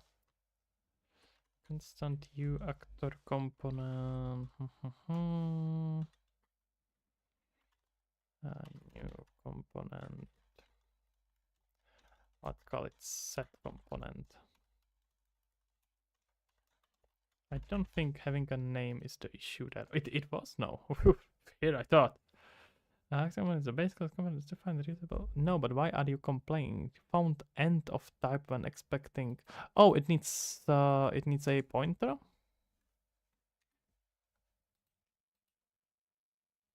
Oh. Well, if you insist, who am I to complain? Alright, let's close this. Is it worthwhile making this making blueprint inherited from it? I guess we can make blueprint inherited from it just for the sake of having it there. So people who don't use C++ have easier time working with it. Okay, we're gonna get some errors. I mean, it's still just a header, but never underestimate. There you go. It's a linker error. Huh. That's not good.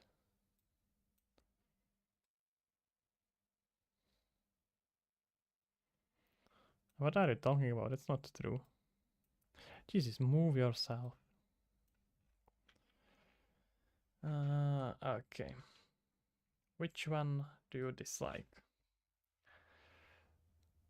But linker errors shouldn't happen anyway. That seems suspicious bit to me. Maybe because it's not implemented? Do you just insist on being implemented before you let me do it?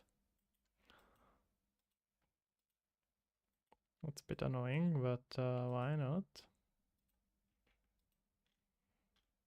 I think I may need to just clean it and build it properly.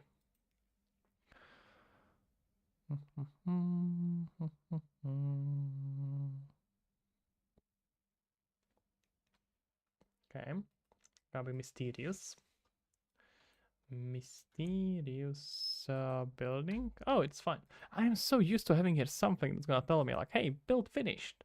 Like a green text, something. Please give me my dopamine hit. Alright. Now it should be fine then.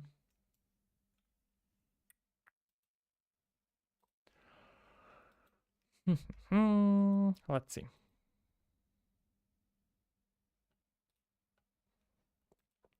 So the reason why I did that is because I wanna right away have here on my universal animator a blueprint inheriting from it. Hover.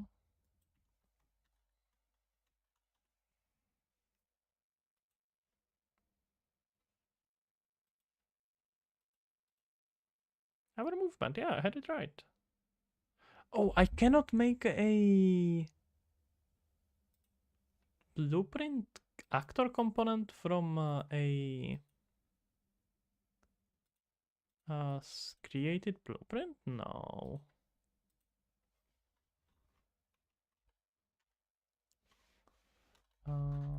That's a bit. Really? Why not? Why would that be an issue? I mean, I can just put it there directly, but that's somewhat surprising. Hmm. I can't. If I make it, if I C++ actor compo, why can't I make it? Cannot create a new blueprint on hover movement. Why? I mean, I can put it there directly right now just to test it. But that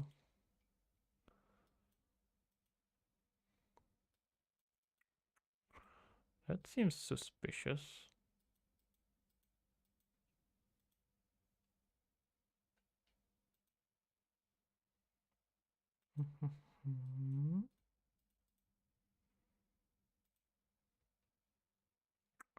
Okay, I want core interactables, and under puzzles we can make here a,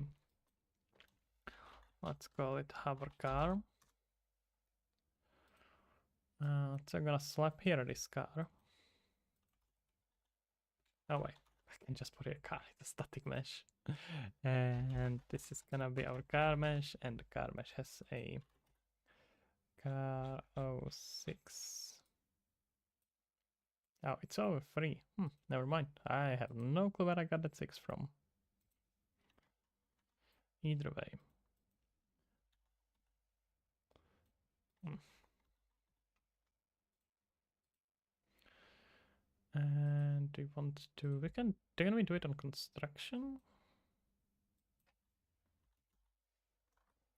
Initiate component, and we can just set here the appropriate component, which is gonna be, of course, this. Why can't I make a... Okay, you know, this works fine. This is just exactly what I expected to do. But I don't understand why I can't make a blueprint out of this. Let's Google around or ask ChatGPT. All right. Let's see. We're looking for let me grab it here. We're looking for Unreal Engine actor component from CP, and we want to make a blueprint out of it.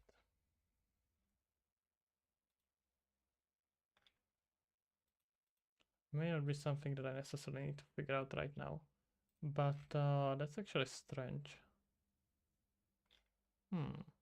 Interesting. If anyone knows, please do let me know. It's probably just some class that I have to adjust there. And in the header here, I would not be surprised if that was the case. Blueprint spawnable component. Actor component. That seems like a standard stuff. Okay, well, you know what? Not crazy important right now. So let's just rather continue with what we have here.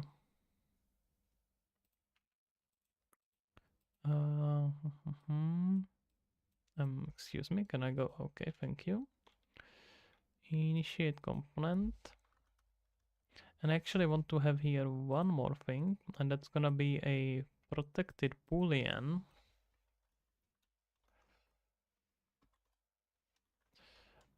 That's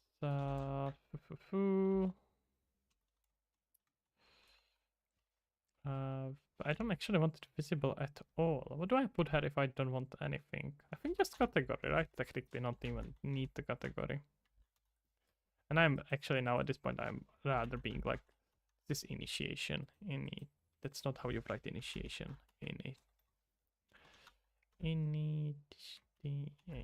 Initiation, there we go. And this is gonna be just a bool.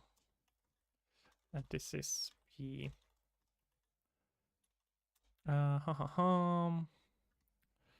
component set.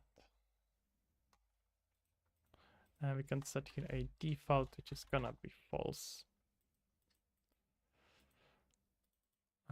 Let's kind of maybe call it movement component, moving component. Oh, wait, how did I call it here? Oh, did I not make for an actor? Oh yeah, I did, moving component, there we go.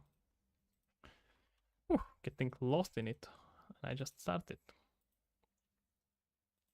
By default, it's false, and we're gonna set it to true if this function happen. And then on the begin play, we're gonna just check. And the reason for that, wait, I think I want to do something before I do that, and I really don't want to lose it from whatever I'm thinking. So initiate component, we're gonna play initiate next movement. That should be all good. Why are you complaining? But I don't want anything to be in, yeah, I don't want it to be usable in Blueprint, so stop yelling at me, stupid compiler. I don't think that's quite a compiler, but yeah. I think it should be it. That should be it. So on the start, we're gonna run an if statement.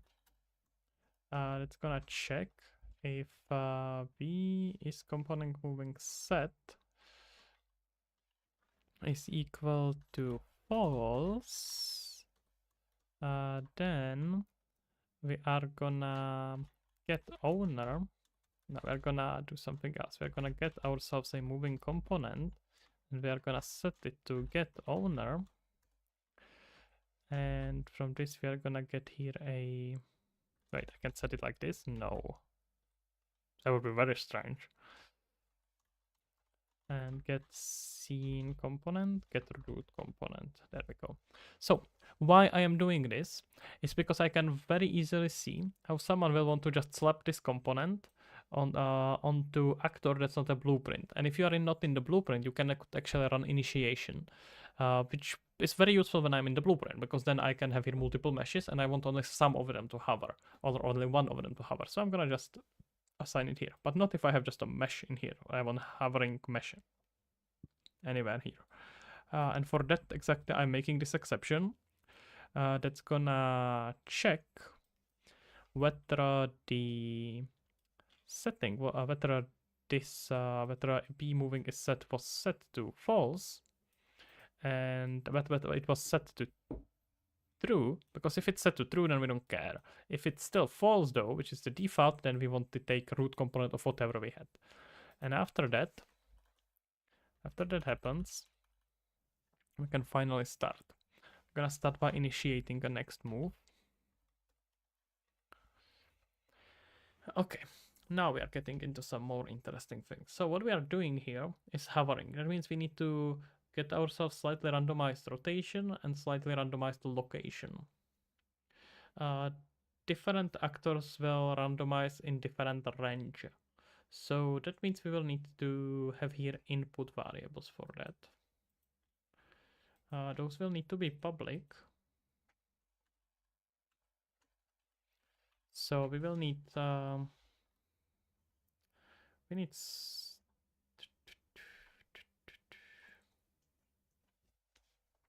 let me first write it maybe.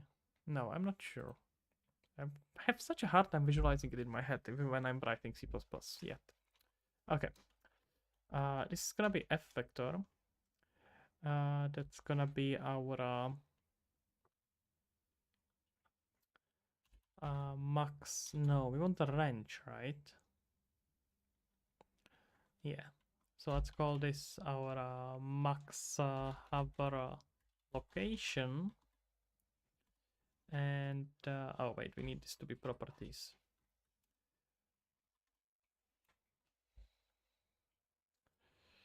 And this should be blueprint read and write and visible anywhere.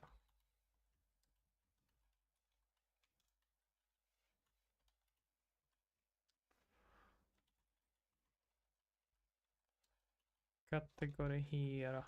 Oh, it's gonna be a movement. We're gonna do the same thing with our max have minimum have rotate location. Then we are gonna have a rotation to worry about as well. But that's for later. Okay, so what happens when we initiate? When we are initiating next movement, the first thing we need to do is to get ourselves the current location and rotation. So I think move factor, are we gonna supply it there? No. It's gonna have to exist outside of it. So that means we need to have it as a variables as well, but those are private variables. Those are, or protected, no, these are actually private variables. Well, I guess we can just keep it protected to keep in Unreal way. So this is gonna be U property, which is gonna be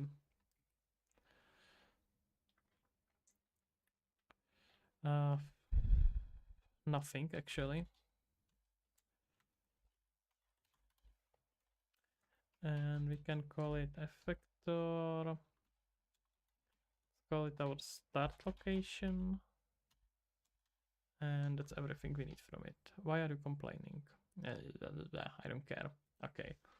Me here a default only. If you insist.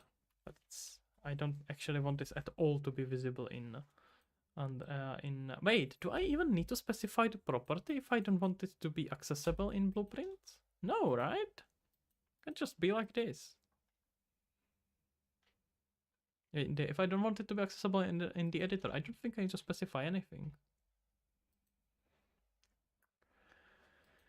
All right. So now we want to first set our start location, the location where we are at. So we're gonna set the start location, and that's based on our moving component world location. Wait, wrong pointer. Get world. Oh, come on. Why are we not getting a location? Huh.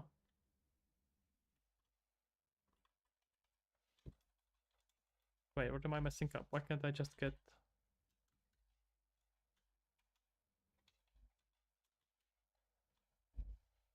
I'm missing something. Why can't I get location?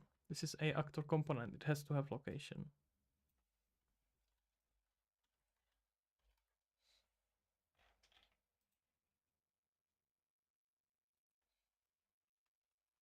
Is it just some stupid syntax again? Let me see. Do, do, do.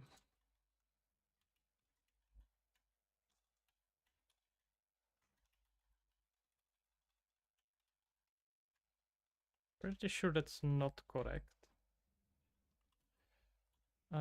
So let's see. Let me try to find the correct syntax for this.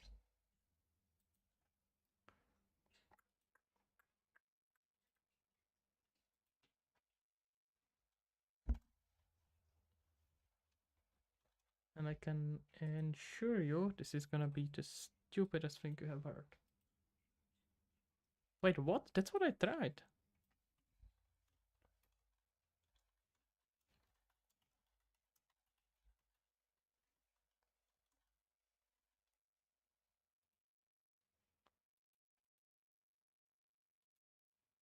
I am. Oh, yeah, I also think this should work. Why is it throwing me an error? What's going on? Cannot resolve this. Why? This should belong to it.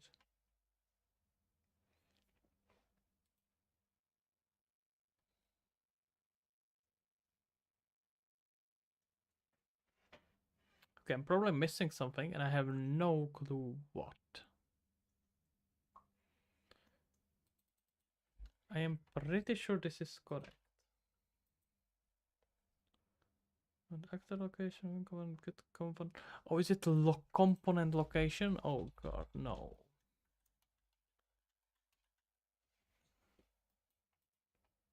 No, of course not.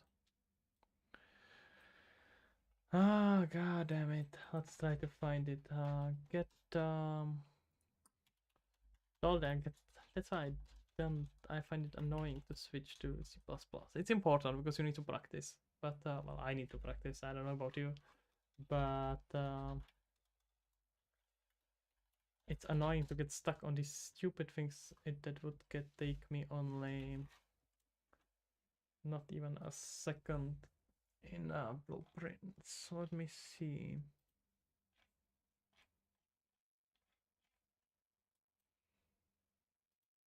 Using component, get component location. Yeah, that's literally what I was looking at. This should return me what I want. This is a scene component, right? No, it's an actor component. Okay, we can try to change it, but I wait. No, but we no, there's no way this should not be an actor location. This would not make any sense. Okay, let's see again. Get component location.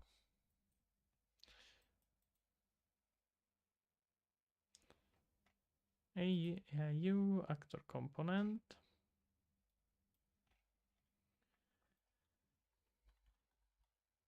Apply world offset. No, we want to. What? Why can't I get actor location? That should be inherent property of it, shouldn't it?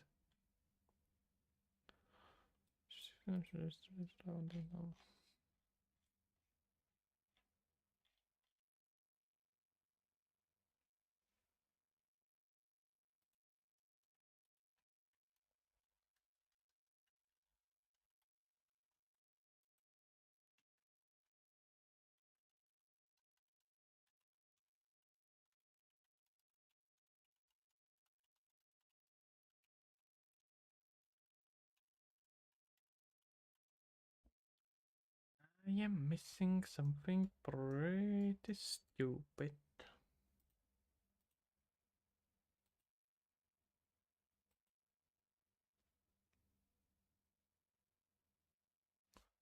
It keeps insisting that get component location is what's supposed to me return it correctly, but I am certain that's not the case.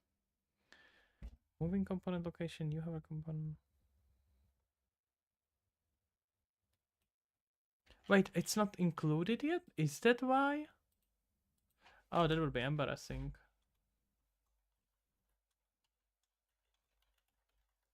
But why would this error behave like this? There is no point in me discovering that. Wait, is it not? No, but it should not be initiated. Should it be initiated? I can include it probably here right from the start. As a I'm almost thinking UActor component should be here by default.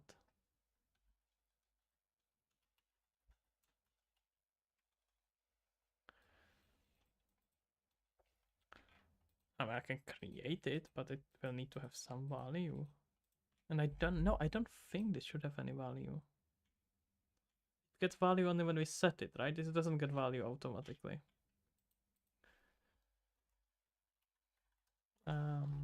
What's the, wait, I just saw a code for it. Components, a actor component, yeah.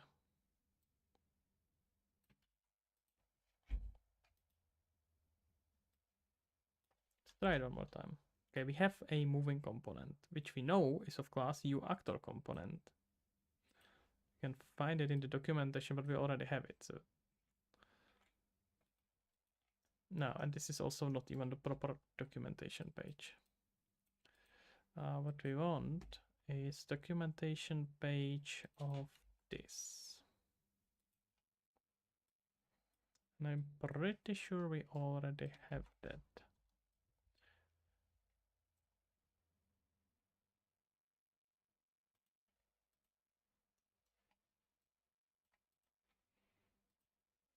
And now we have it properly included, so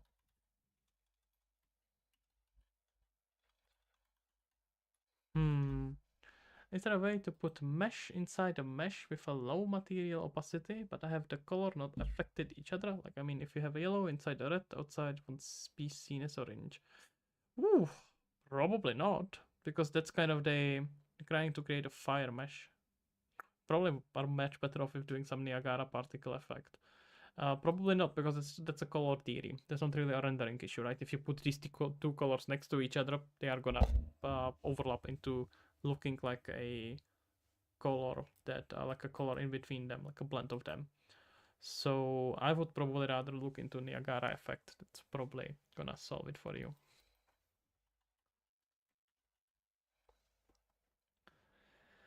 Let me just try to compile it. Get component.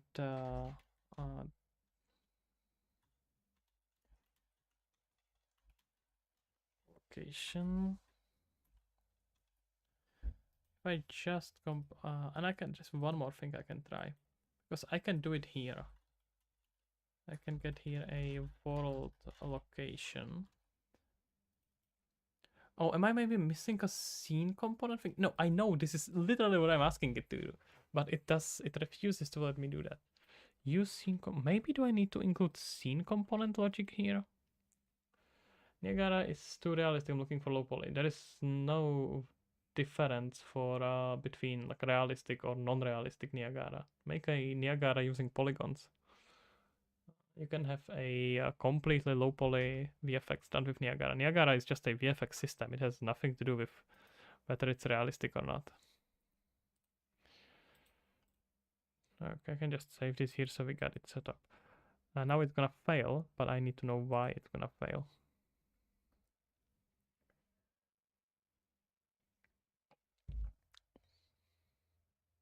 If it actually works, I'm gonna be quite upset. It's not a member of wait. Get component is it is.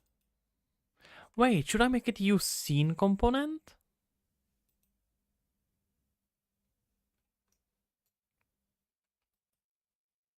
Huh. I can do that. Is that gonna break up anything? Probably not.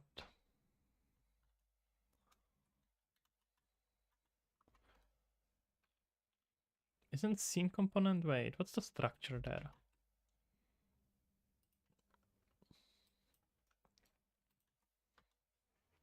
It's gonna redirect me to this stupid documentation. No, just use scene component, please.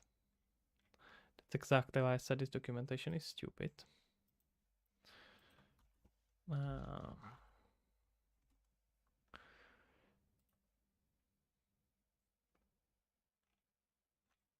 This is also not relevant. This is also not relevant. Well, I mean, I can probably do it through using component. But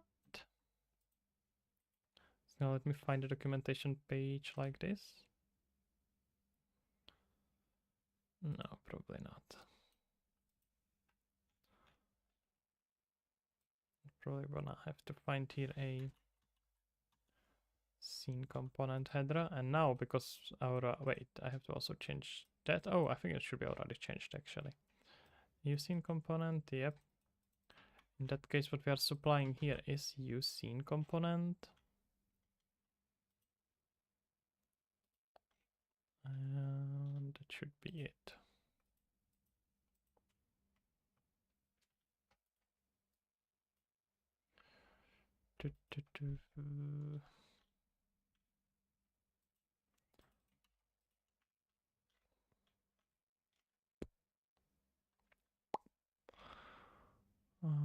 super check to move actor. And now it's gonna work fine, right? And we can get just world location. Seems like I misunderstood system. Yeah, probably. Niagara is full-fledged VFX system. You can do anything with it. It's sometimes you can even make like AI behavior with it if you wanna play with it a little bit. Like for example, imagine animals that are moving around and running away when you like shout loud light on them. That can be done with Niagara. Animals having fishes having collisions. For example, these well, I don't have a project running right now, but animals, water, all of this can be done with a with Niagara. It's quite powerful actually. Is this returning world or local location? In world space, cool. Wishlist lost harmony. Look at that. Good night, bot. Good night, bot. Good job. Okay, we have set ourselves a start location. Now we want end location.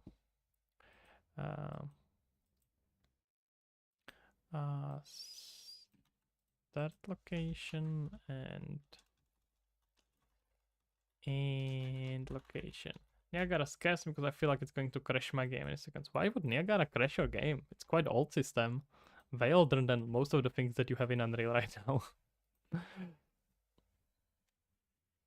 Just make sure to save properly. Back up your project if you are worried, but it should be fine. I would not worry about it.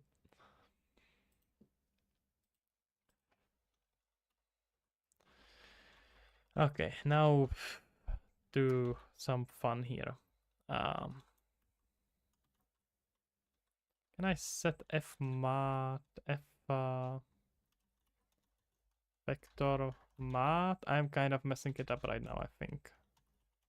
Can I set a random location?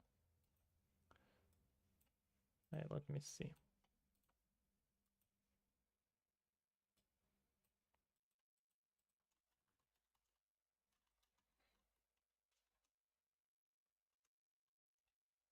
Is this how am I doing it correctly? I don't feel like I'm doing it correctly.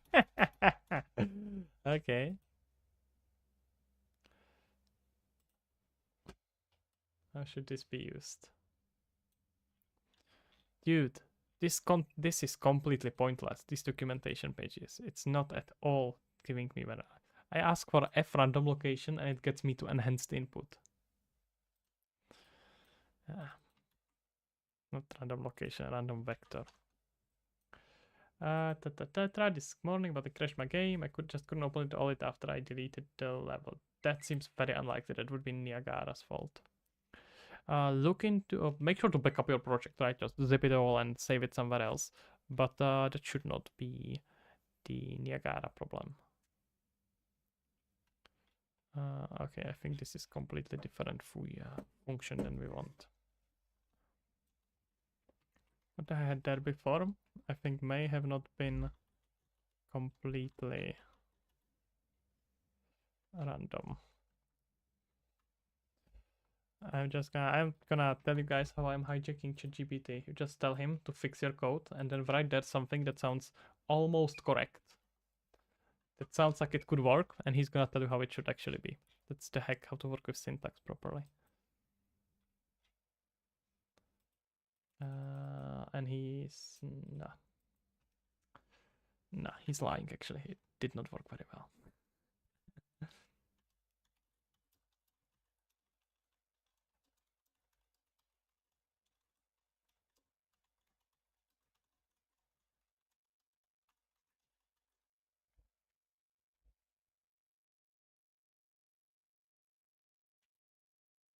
Oh, that's an interesting way how to do it. But it's not quite what I want. What he's suggesting, I'm gonna show you guys. It's not a bad method, but it's not gonna accomplish what I actually want.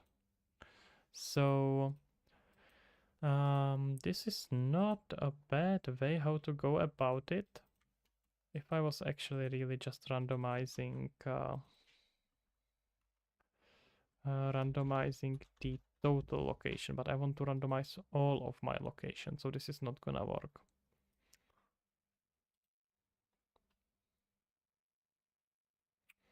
Can I do expectorant.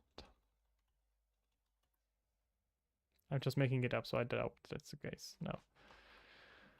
Okay, this is interesting way how to do it. I think I'm afraid I'm gonna have to do it a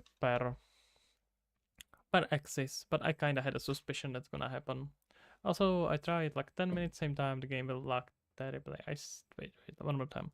If I try like 10 same, the game will lag terribly. Like Niagara, that seems like the issue could be somewhere else. Niagara should not cause that. Niagara is much cheaper than adding here any other actors. Like for example, spawning static meshes with Niagara, like 10 static meshes and 10 normal static meshes. Niagara is much cheaper from rendering point of view, and it's also done by GPU. So that sounds like issue maybe somewhere else. Okay.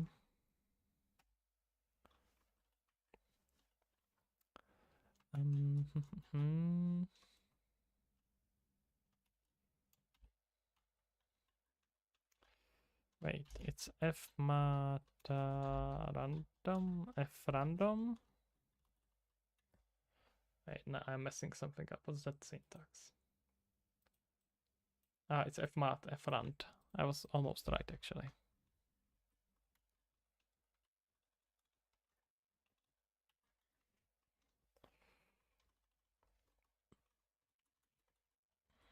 And it's capitalized R, isn't it? Yeah.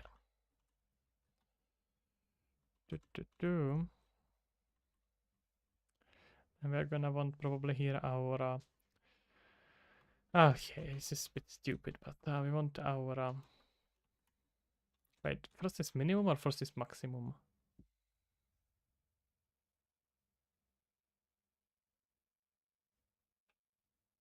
Wait, a random float between 0 and 1? No.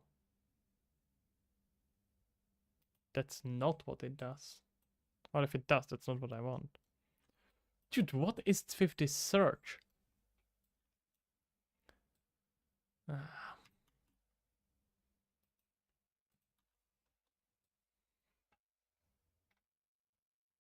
Oh, maybe I have to use random range. Oh, that I can specify a... here I can specify my x and y, right? Minimum and maximum, yeah, but okay. So it's minimum and then maximum. So I want min hover location x and max hover location x. Now I have to do this for all of them. That's stupid. Maybe I can think of a better way how to do this. I am all ears.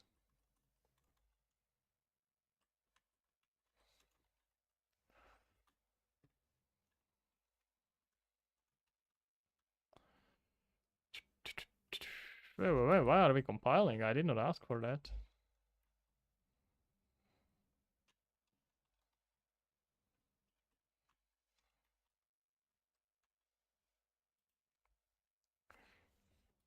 Okay. This will randomize the end location. The start location is already set. So what we need to do next is to just start moving. Why is this here even? I don't need it.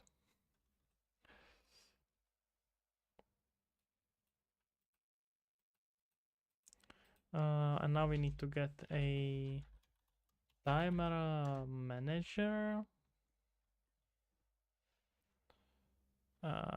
New game, instance game, world?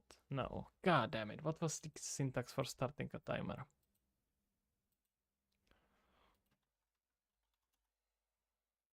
Wait, I use a lot of timers in NPCs. Let me see it there.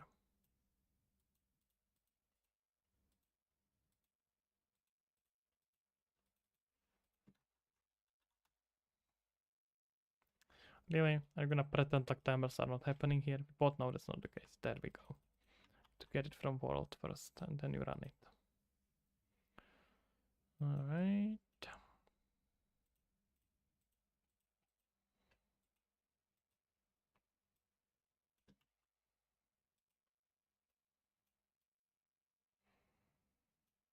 Mhm.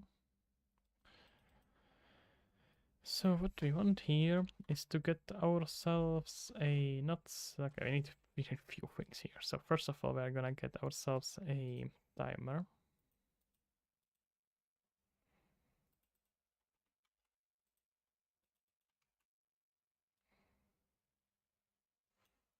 We can maybe even do it right on the start actually and just pause it.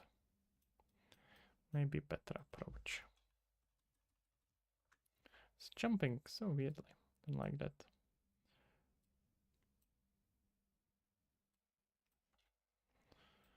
Okay. That's better. So we can start by running the timer and just making sure it's paused. So hover timer, and here we are gonna get ourselves, which is a hover movement, and it's gonna be move actor.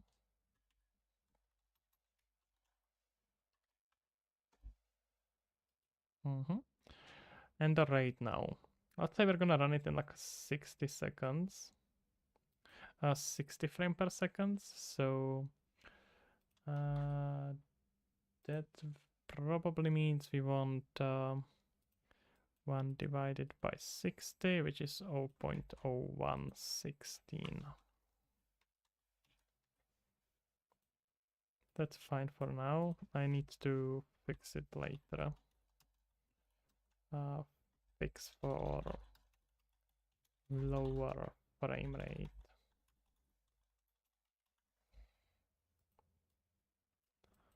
Alright, I wanna just start by pausing it. So this shall be hover movement timer. Wait, do I need a whole manager for pausing as well? Really?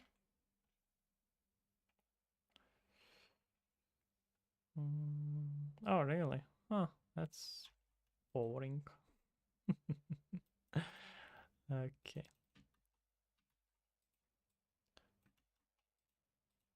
And we are pausing our movement timer. Okay. When this is finished, you want to do the exact opposite. You want to unpause it.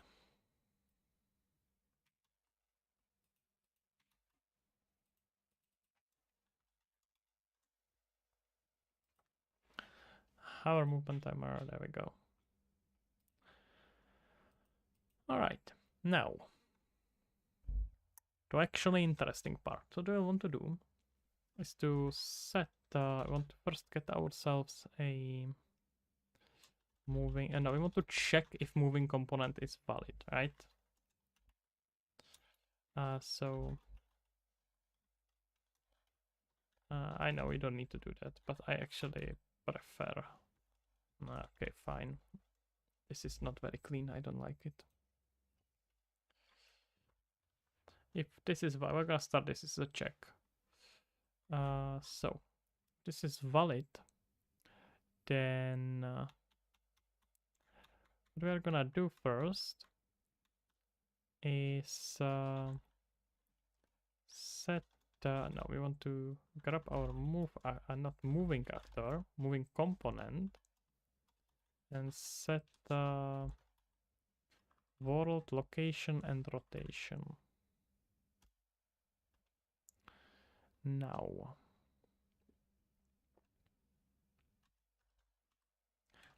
we're gonna have to define here a. Oh, we can actually do just location for now.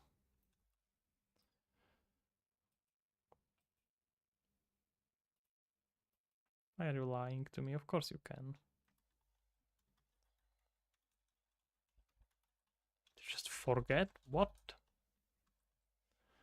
Oh, because he thinks there is something above him. That's stupid. You're stupid. Set world location. We're gonna supply, don't worry. Constant, and this is gonna be our effector. New location. And it will be set as a lerp between two vectors. F vector, F lerp. Wait, what's interpoint normalized vector? No, I don't want normalized vectors. I want to just lerp vectors.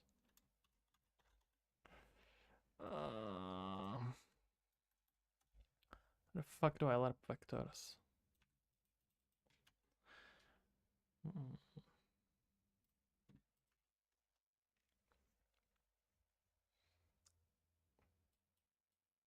Oh, I just specify lerp and it knows by itself its vectors.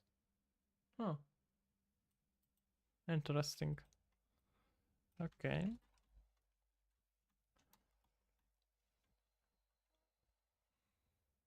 Oh yeah, really interesting. It can even work with transform. Okay, so this is gonna be our start location, our end location, and for this we will have alpha that we don't have yet, which will have to be a separate variable once again, but we have it protected. So this will be a float. Let's call it current alpha. And we like moving alpha. Can maybe keep default to 0.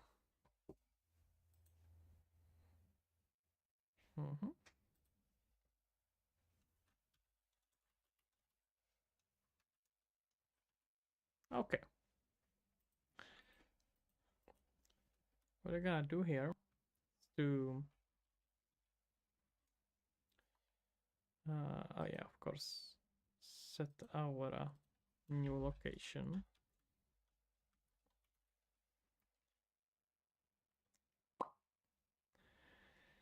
And now we need hover speed. So we're gonna have to grab our moving alpha, which is gonna be our moving alpha. Wait, no, that's not how you do it. Moving alpha. No, this should already increase it. Let's keep it simple. I don't want to define it yet. Let's just do here a same value, so it will take exactly 1 second. All right. What am I doing, bro? Hello there, sir. I am making a pretty universal movement components that will be able to add on any kind of actor. And it's just gonna make it hover. It's hover or like move along the spline and things like that. It's just working on my Lost Harmony, which is my indie game. It's gonna be soon. Demo will be available on Steam, and I'm making part of the code as a universal plugin, so we'll be able to easily take it from project to project and just use it anywhere. And it's gonna be, of course, available for everyone to use. And this is gonna be part of it, so we'll have like really cool ways how to make your projects a bit faster. So we're gonna grab ourselves if statement. That if statement is gonna check if our moving alpha is bigger or equal than 0. That's cool, thank you kindly.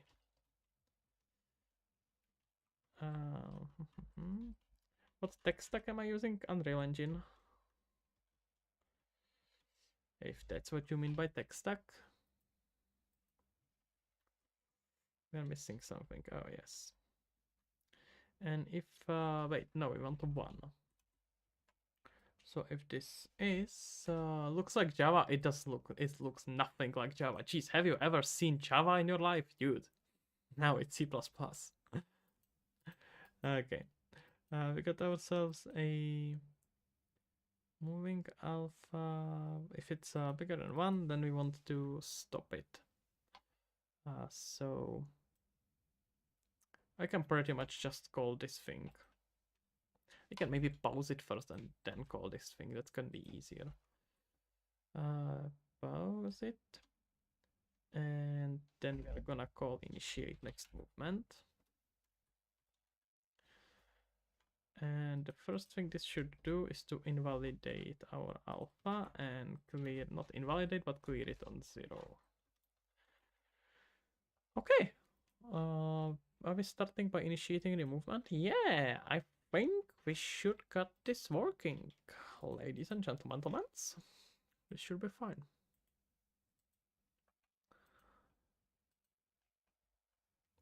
Let's see, the moment of truth. Okay. What's the time? 11:20. Damn. Been streaming longer than I thought today.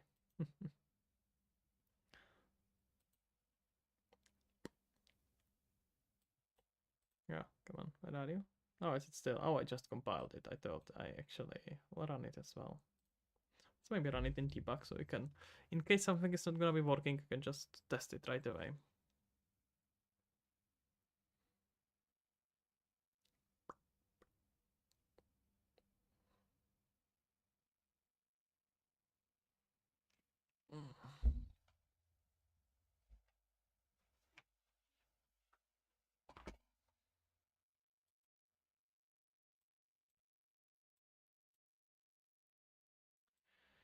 Okay. So we can grab here. Which country am I from? I am originally from Czech Republic, sir. And we don't have this accessible for no apparent reason. Okay, let's see. Blueprint read writes. We want a edit anywhere. This should do the trick, probably. A lot of people usually are from EU watch here now, because it's probably a better time. Where are you from, sir? Or what do you work with? Are you what kind of tech programming time? What kind of tech programming part of internet are you from?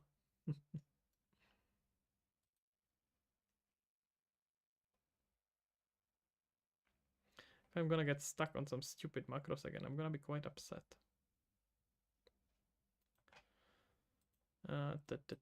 So this game looks dope, bro. This code base is so huge.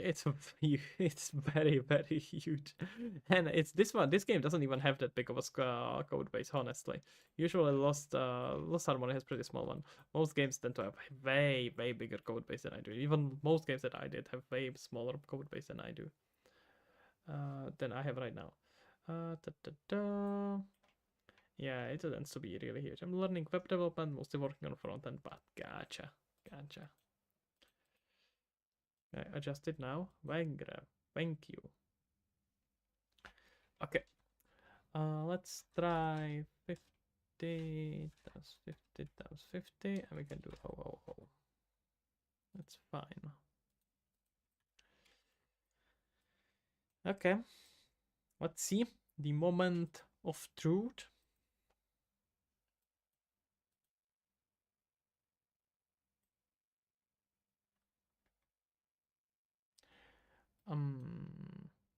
This was not quite what was the plan there. Oh, but once it yeeted itself here, it's fine. So good news, hovering part kind of works.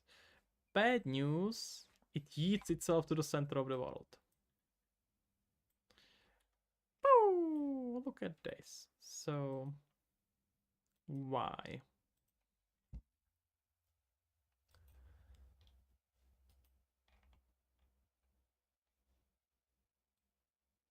Oh, I'm stupid. I know why.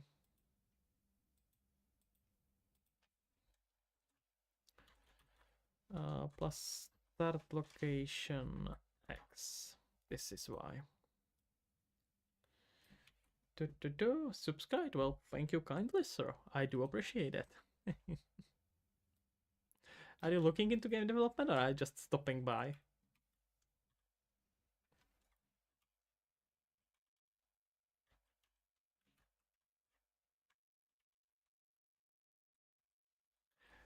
Am I gonna develop this game all by yourself? Mostly, yeah, probably. We will see.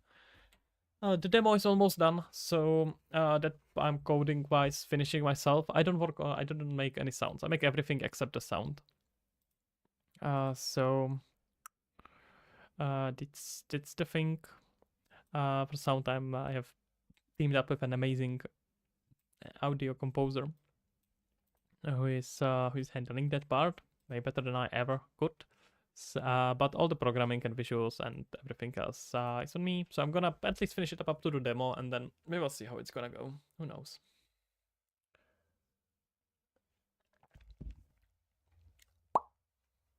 Yeah, I should stop doing that. Anyway, I started doing that. Someone mentioned it, so now I'm just immediately doing that.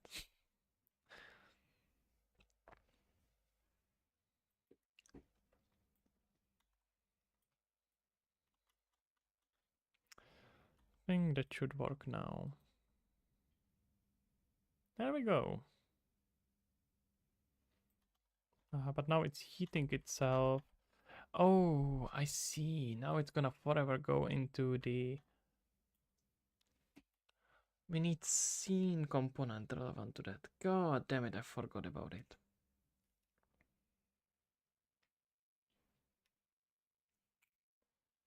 How to go about it though, to keep it nice and universal.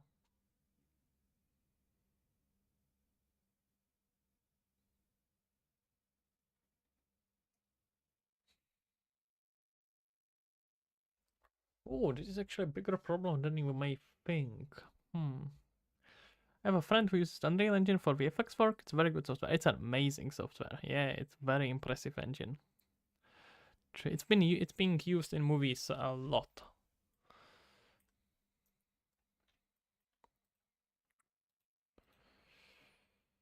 This is actually somewhat troublesome. How do I fix this? So wait, let me visualize it. So we have ourselves a center point around which we are hovering.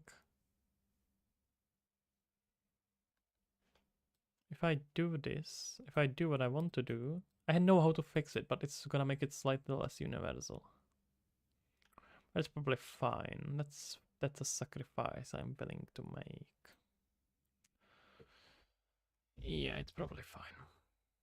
I don't think I have any other option right now anyway. We can maybe rewrite this later.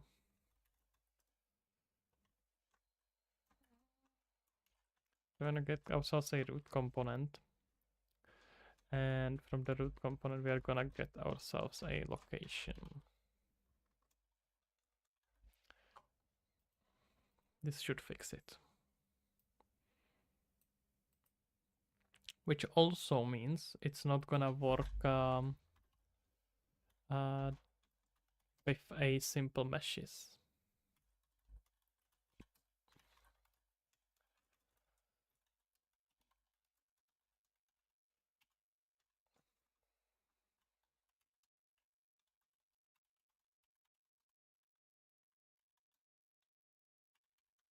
Now let me rewrite it with actors, where moving component is root component.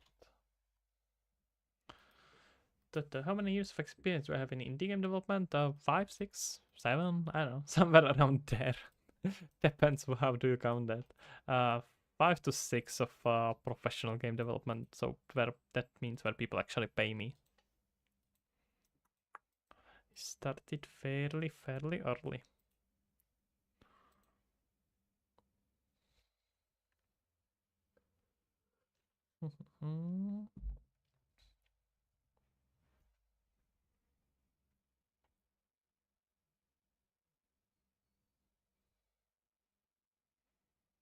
No, it will not prevent it working, but it will end up causing a bug, which is effectively preventing it from working.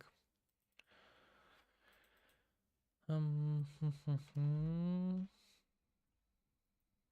this one is gonna be fine.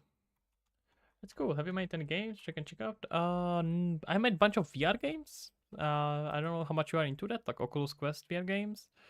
But oh wait, is it moving with it now as well? But I have just started working with not started working, but I have this is like the first bigger Steam game I have worked on. So wait, why the fuck is scene root component moving? Wait, did I set it to move the scene root component? Oh, I think we may have different issue here. I'm almost certain that this thing is running. So if you're into VR games, I can share some VR games, but with PC games, I have done some contract work, but I can't quite call that my own game. So this is gonna be the first actual Steam PC game. This did not run properly, I am practically certain.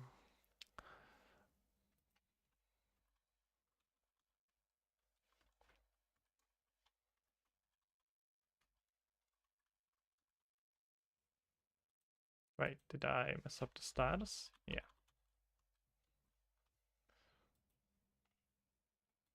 Gonna just run it directly. I think this was not... Oh wait! I am stupid!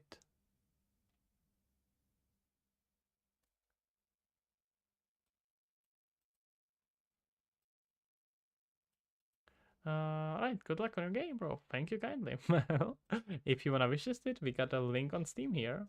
I can share it with you right away. Wait, we got it here with a proper command, so let me ask the bot. Ta-da. He's gonna send it to you in a sec. But it's a you have an option to wishlist on Steam right away if it sounds interesting to you. There we go. Thank you, Nightbot. But thank you for stopping by, sir. Have a good day. So basically wanna just set here a moving component into a set component. Why are you complaining?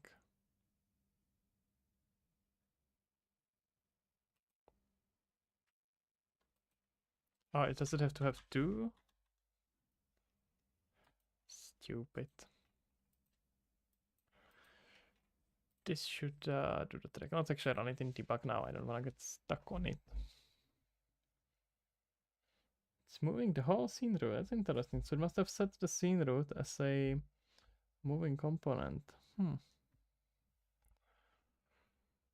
You got the link. Thank you. Well, thank you kindly. Hopefully, you're gonna find it interesting. The demo should be hopefully available within next few weeks, by end of the January. It's kind of a deadline I have for myself. So after this, probably gonna be a bit of optimization, and then it's gonna be out and prepared. Okay. Let's play the game now. Oh, I didn't have to actually play it here. I just wanna test this thing.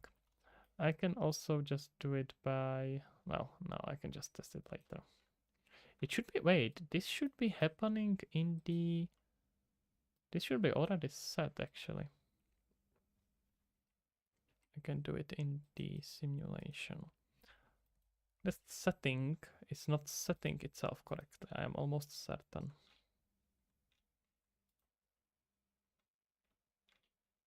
Yeah.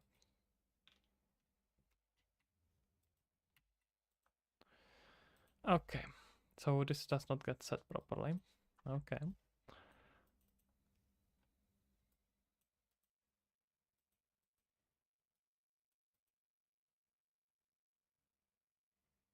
It should be fine. Where are we getting stuck? Let's run this on begin play maybe. I'm wondering if there is some issue.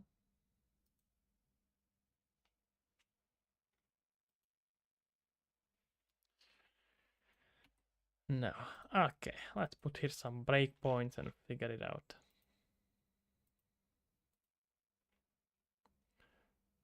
So this should happen fine. And let's say we're gonna go to around this point.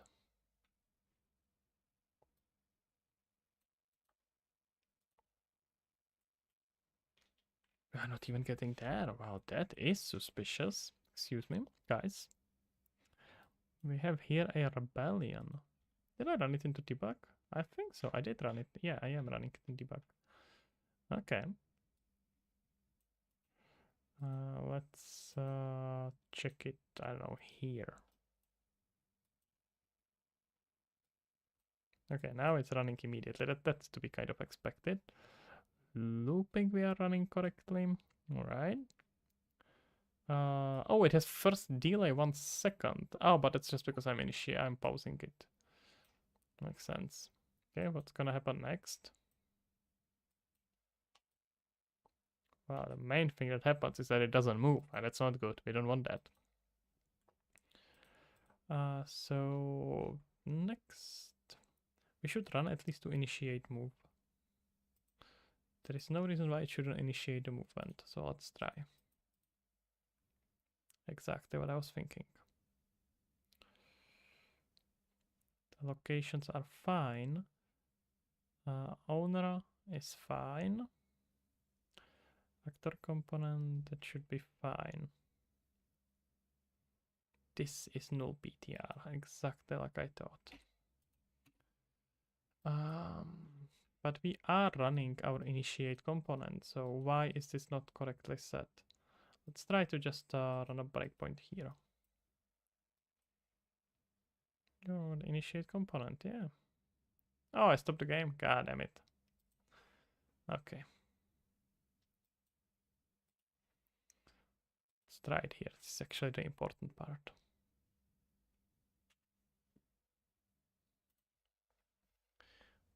Hmm.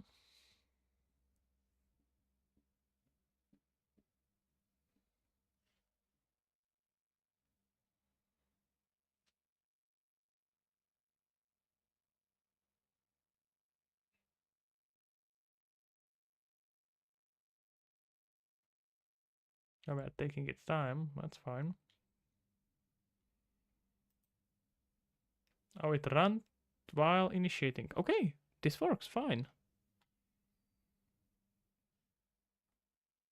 Okay, let's keep going.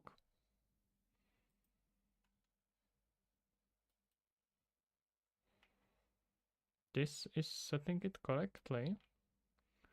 Does it get invalidated sometime later?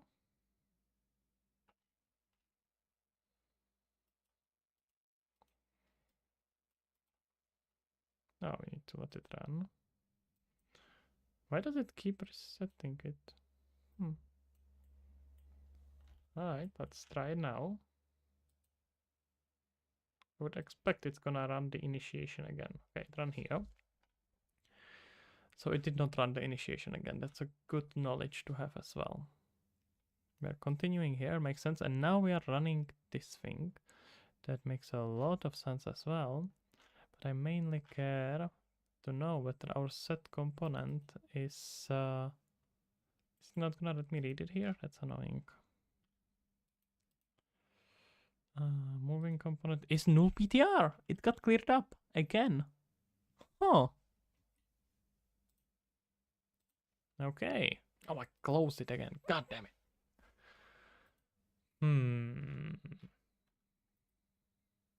So even though it gets set on construction, it gets invalidated later. Somehow.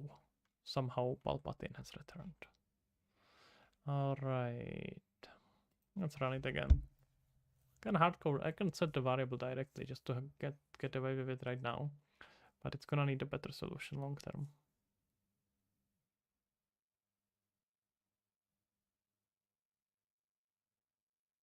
And what that solution should be, I do not know. Yet. Alright, let's see. So we're running ourselves a nice construction script. Everything is nice and pretty. Do I just compile it here? It does not give me the name correctly, which is a bit suspicious, but it should be set correctly. Yeah, I can see this is fine. I'm not quite sure if it's gonna show me the value now. I kind of think it doesn't, but it's fine. So mainly I wanna do this on begin play. This resetting of this variable is, I think, what's causing us most trouble.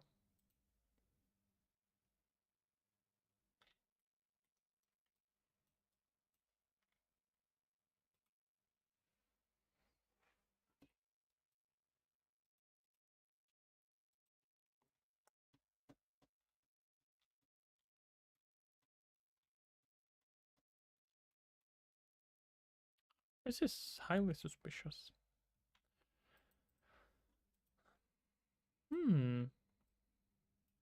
Okay, is that movement component being set anywhere else? Let's get completely rid of this. It doesn't matter now anyway. If movement component is fine, we wanna use it, yeah. So I understand it's a kind of, here it's where it stops. But why doesn't it set itself correctly? Behavior is, that's not, no, this must work correctly.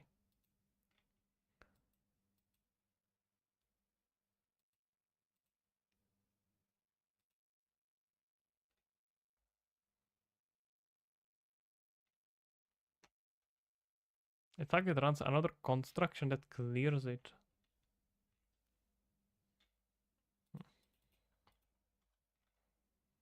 Oh wait, no, I don't wanna delete stuff now when I'm in debug mode.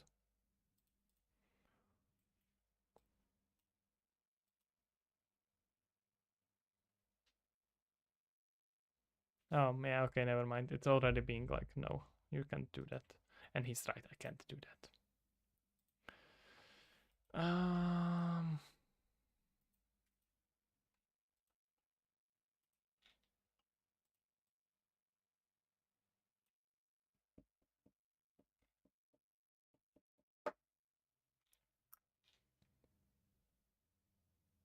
This should be fine. Why is it not working?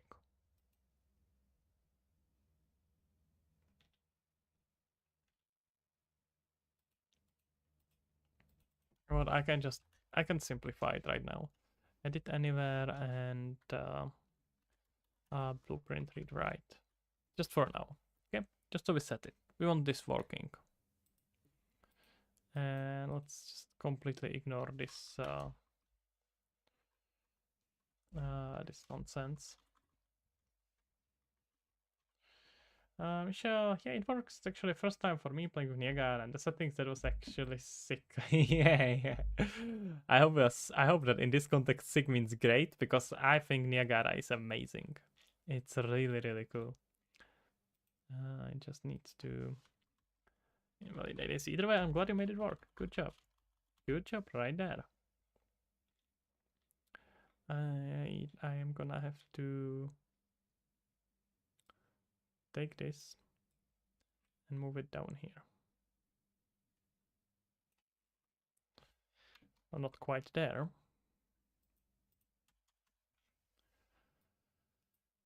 Can I grab this here? Please stay here. That would be lovely.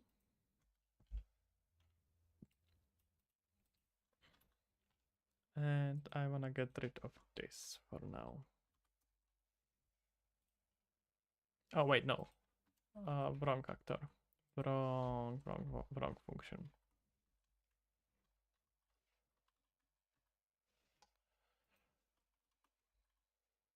Now I'm just gonna hard code it. Let's see now.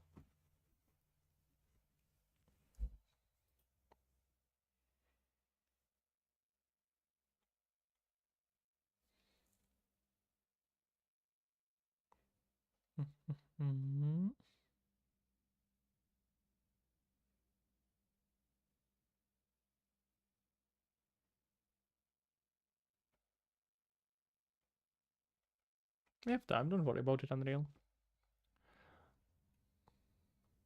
I hope that I didn't leave there any breakpoints. No.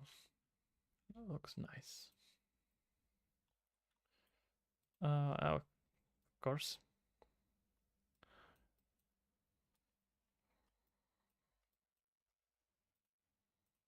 So here the hover point should have its own a hover component. I can.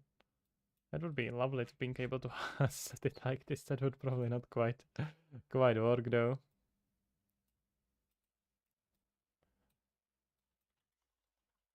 Set is it called moving component? Yeah. Let's do it in the construction. It should be fine. And this should be our car mesh. Is it set correctly? No. This worries me that it does not set it correctly. I am really thinking that it's overriding it on some weird construction here in the actor component. Pretty sure that's what's happening in the backend.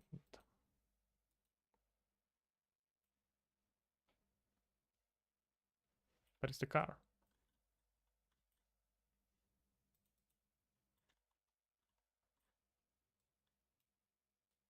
Why did the car eat itself here? The car should not eat. We don't want cars to be eating. Talked about this, guys. It's not fun. Okay.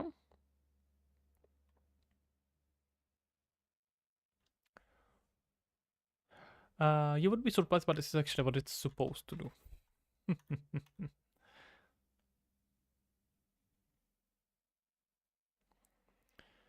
Cool, it works.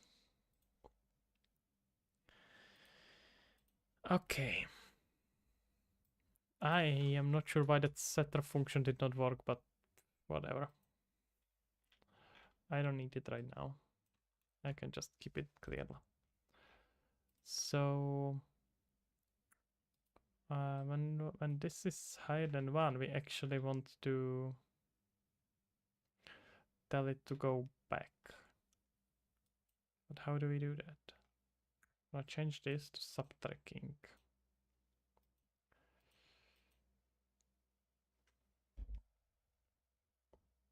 I think we actually can do it pretty easily.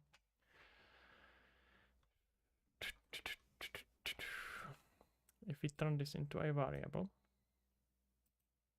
and it will have to be a variable anyway. Wait.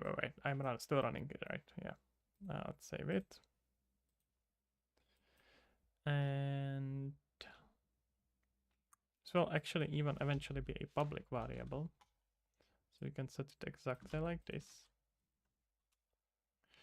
And this is gonna be a float. And our movement speed.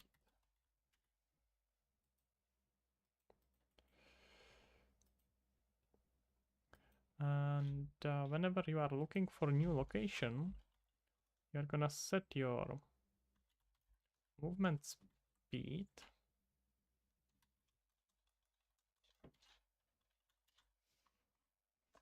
come on. To what was it? 0.16. That should be 60 frames per second. Exactly. And then on its way back, like whenever it's higher than 1, what we actually want to do is to change this to minus 0.16.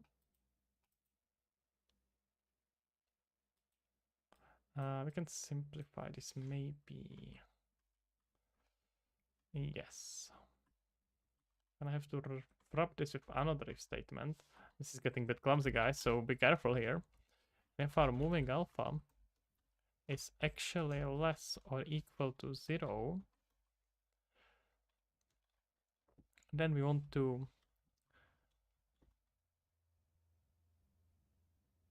exit it, right?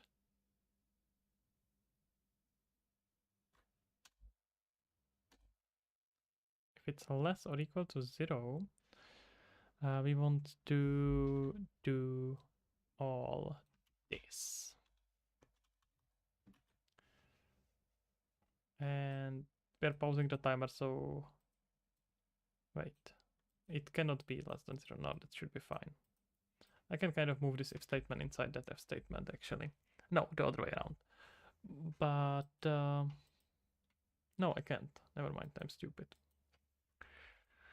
So can someone check my logic? Am I right in this? So what's gonna happen is that it's gonna start by adding 0.16, and that's gonna make it move towards the new location. And once it reaches alpha of 1, it's gonna start subtracking. And once it ends subtracking, it's gonna pause the timer and initiate next movement. So it's gonna stop moving and find itself a new location that will reset the whole process. Okay, this should be changed to a movement speed. Oh, god damn it.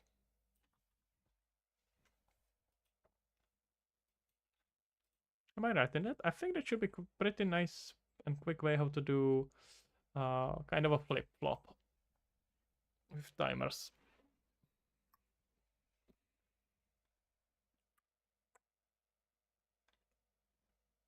And it should never start on 0 whenever it's on this stage. It can never start with 0 because the first thing it does, it increases it on 0.16. I think I'm right in this one. Let's try it. Ooh, this is risky. I have quite a lot of logic just in my head, and that always leads to catastrophes. So let's try it. What's the worst that can happen? I have seen some burned computers. Managed to burn the CPU of one PC I was putting together when I was a kid, by the way. It was very fun. Build that thing in my storage container. Like a small storage container in my room. Okay. I think this should work.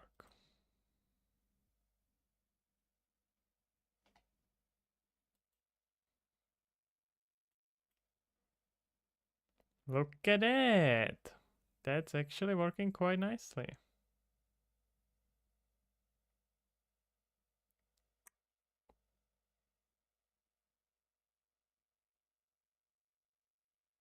Okay, what we need to do now is to adjust our downside.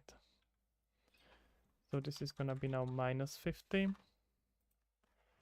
And we can, let's maybe tweak the values now a little bit. So we can do about 30, 30, maybe even 20.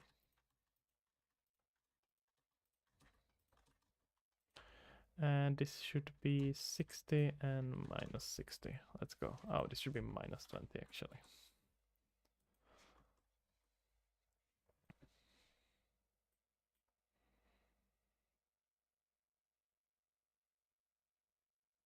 There we go, ladies and gentlemen. So I think we got ourselves a hovering system. I would have it done in blueprints within like 5 minutes, but now I successfully spent an hour making it in C++. It's my life now. Amazing, isn't it? It's important. We gotta practice things that we are bad at. Michelle, looking cool. Well, thank you kindly. It's gonna be a part of a plugin, so you all are gonna be able to use that eventually. It's just a simple component that you can add on to any actor, and that actor is gonna start hovering. So that should be quite nice. And we can adjust this movement. Let's say I want to go it more to the sides a little bit, so I can just take the hover movement and do maybe like it's like 50, 50, and the same on both sides. And then we want to go up and down just slightly. So let's work 30 and minus 30. Now I think actually this looks better if you put this higher.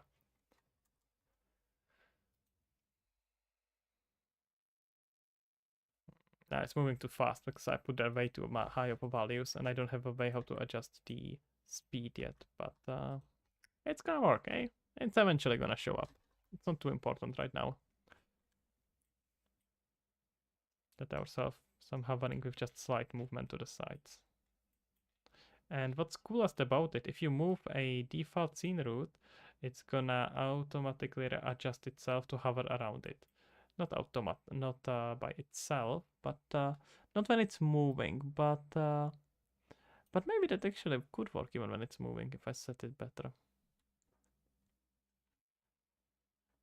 We shall see. We shall see. That's a worry for another day, because today I am leaving you. I'm leaving you. Goodbye, good night, good day, and all that. I'm sure that you are. It's quite late where you are. All right, guys. It's 5 minutes to midnight, so quite a nice time. Going to sleep now. Thanks for working motivation. Well, I'm going to sleep as well. But thank you for stopping by. I'm glad some motivation happened there. Have a good day. Okay. Okay, guys. Sans Andrea, good night as well. Good night, kind sir. Let me know next time. Tomorrow I can make an event right away. You know what? So you can guys check it out. So let me just hide this. Let me know next time. Whenever that is. How is it with your if you figured out that rendering thing? It should be probably the what was mentioned here. It was the instant stereo. Yeah, that's almost certainly what your issue is. So you probably wanna look into fixing that.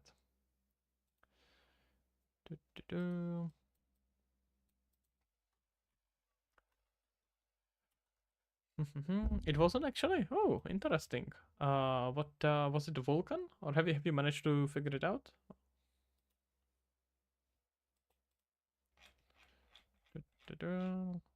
Drinks again at 9 p.m. and 17.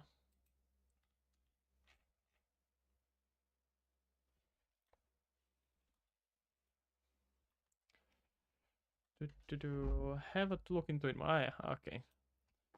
Okay, I have had troubles with visuals on Vulkan, switching from OpenGL to Vulkan, and mainly that instant stereo is what I have seen mostly as a issue. Do, do, do.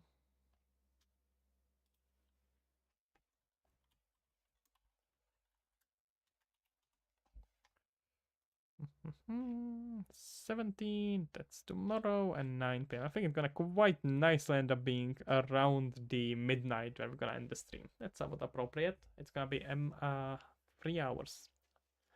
So that's kind of nice. But I'm gonna, let's see, it's a race. I would like to actually quit it before the midnight, so let's see if it works. I just wanna share to you guys a asset the link to tomorrow, because I'm sure that some of you are gonna be interested in watching again, and I will have to be here again, I'm afraid, but I'm sure that you will want to stop by for a bit. So okay, now we seems to have it scheduled. Let me drop you a link in here in the chat, and that's about it. Okay, guys, thank you for being here. It was lovely.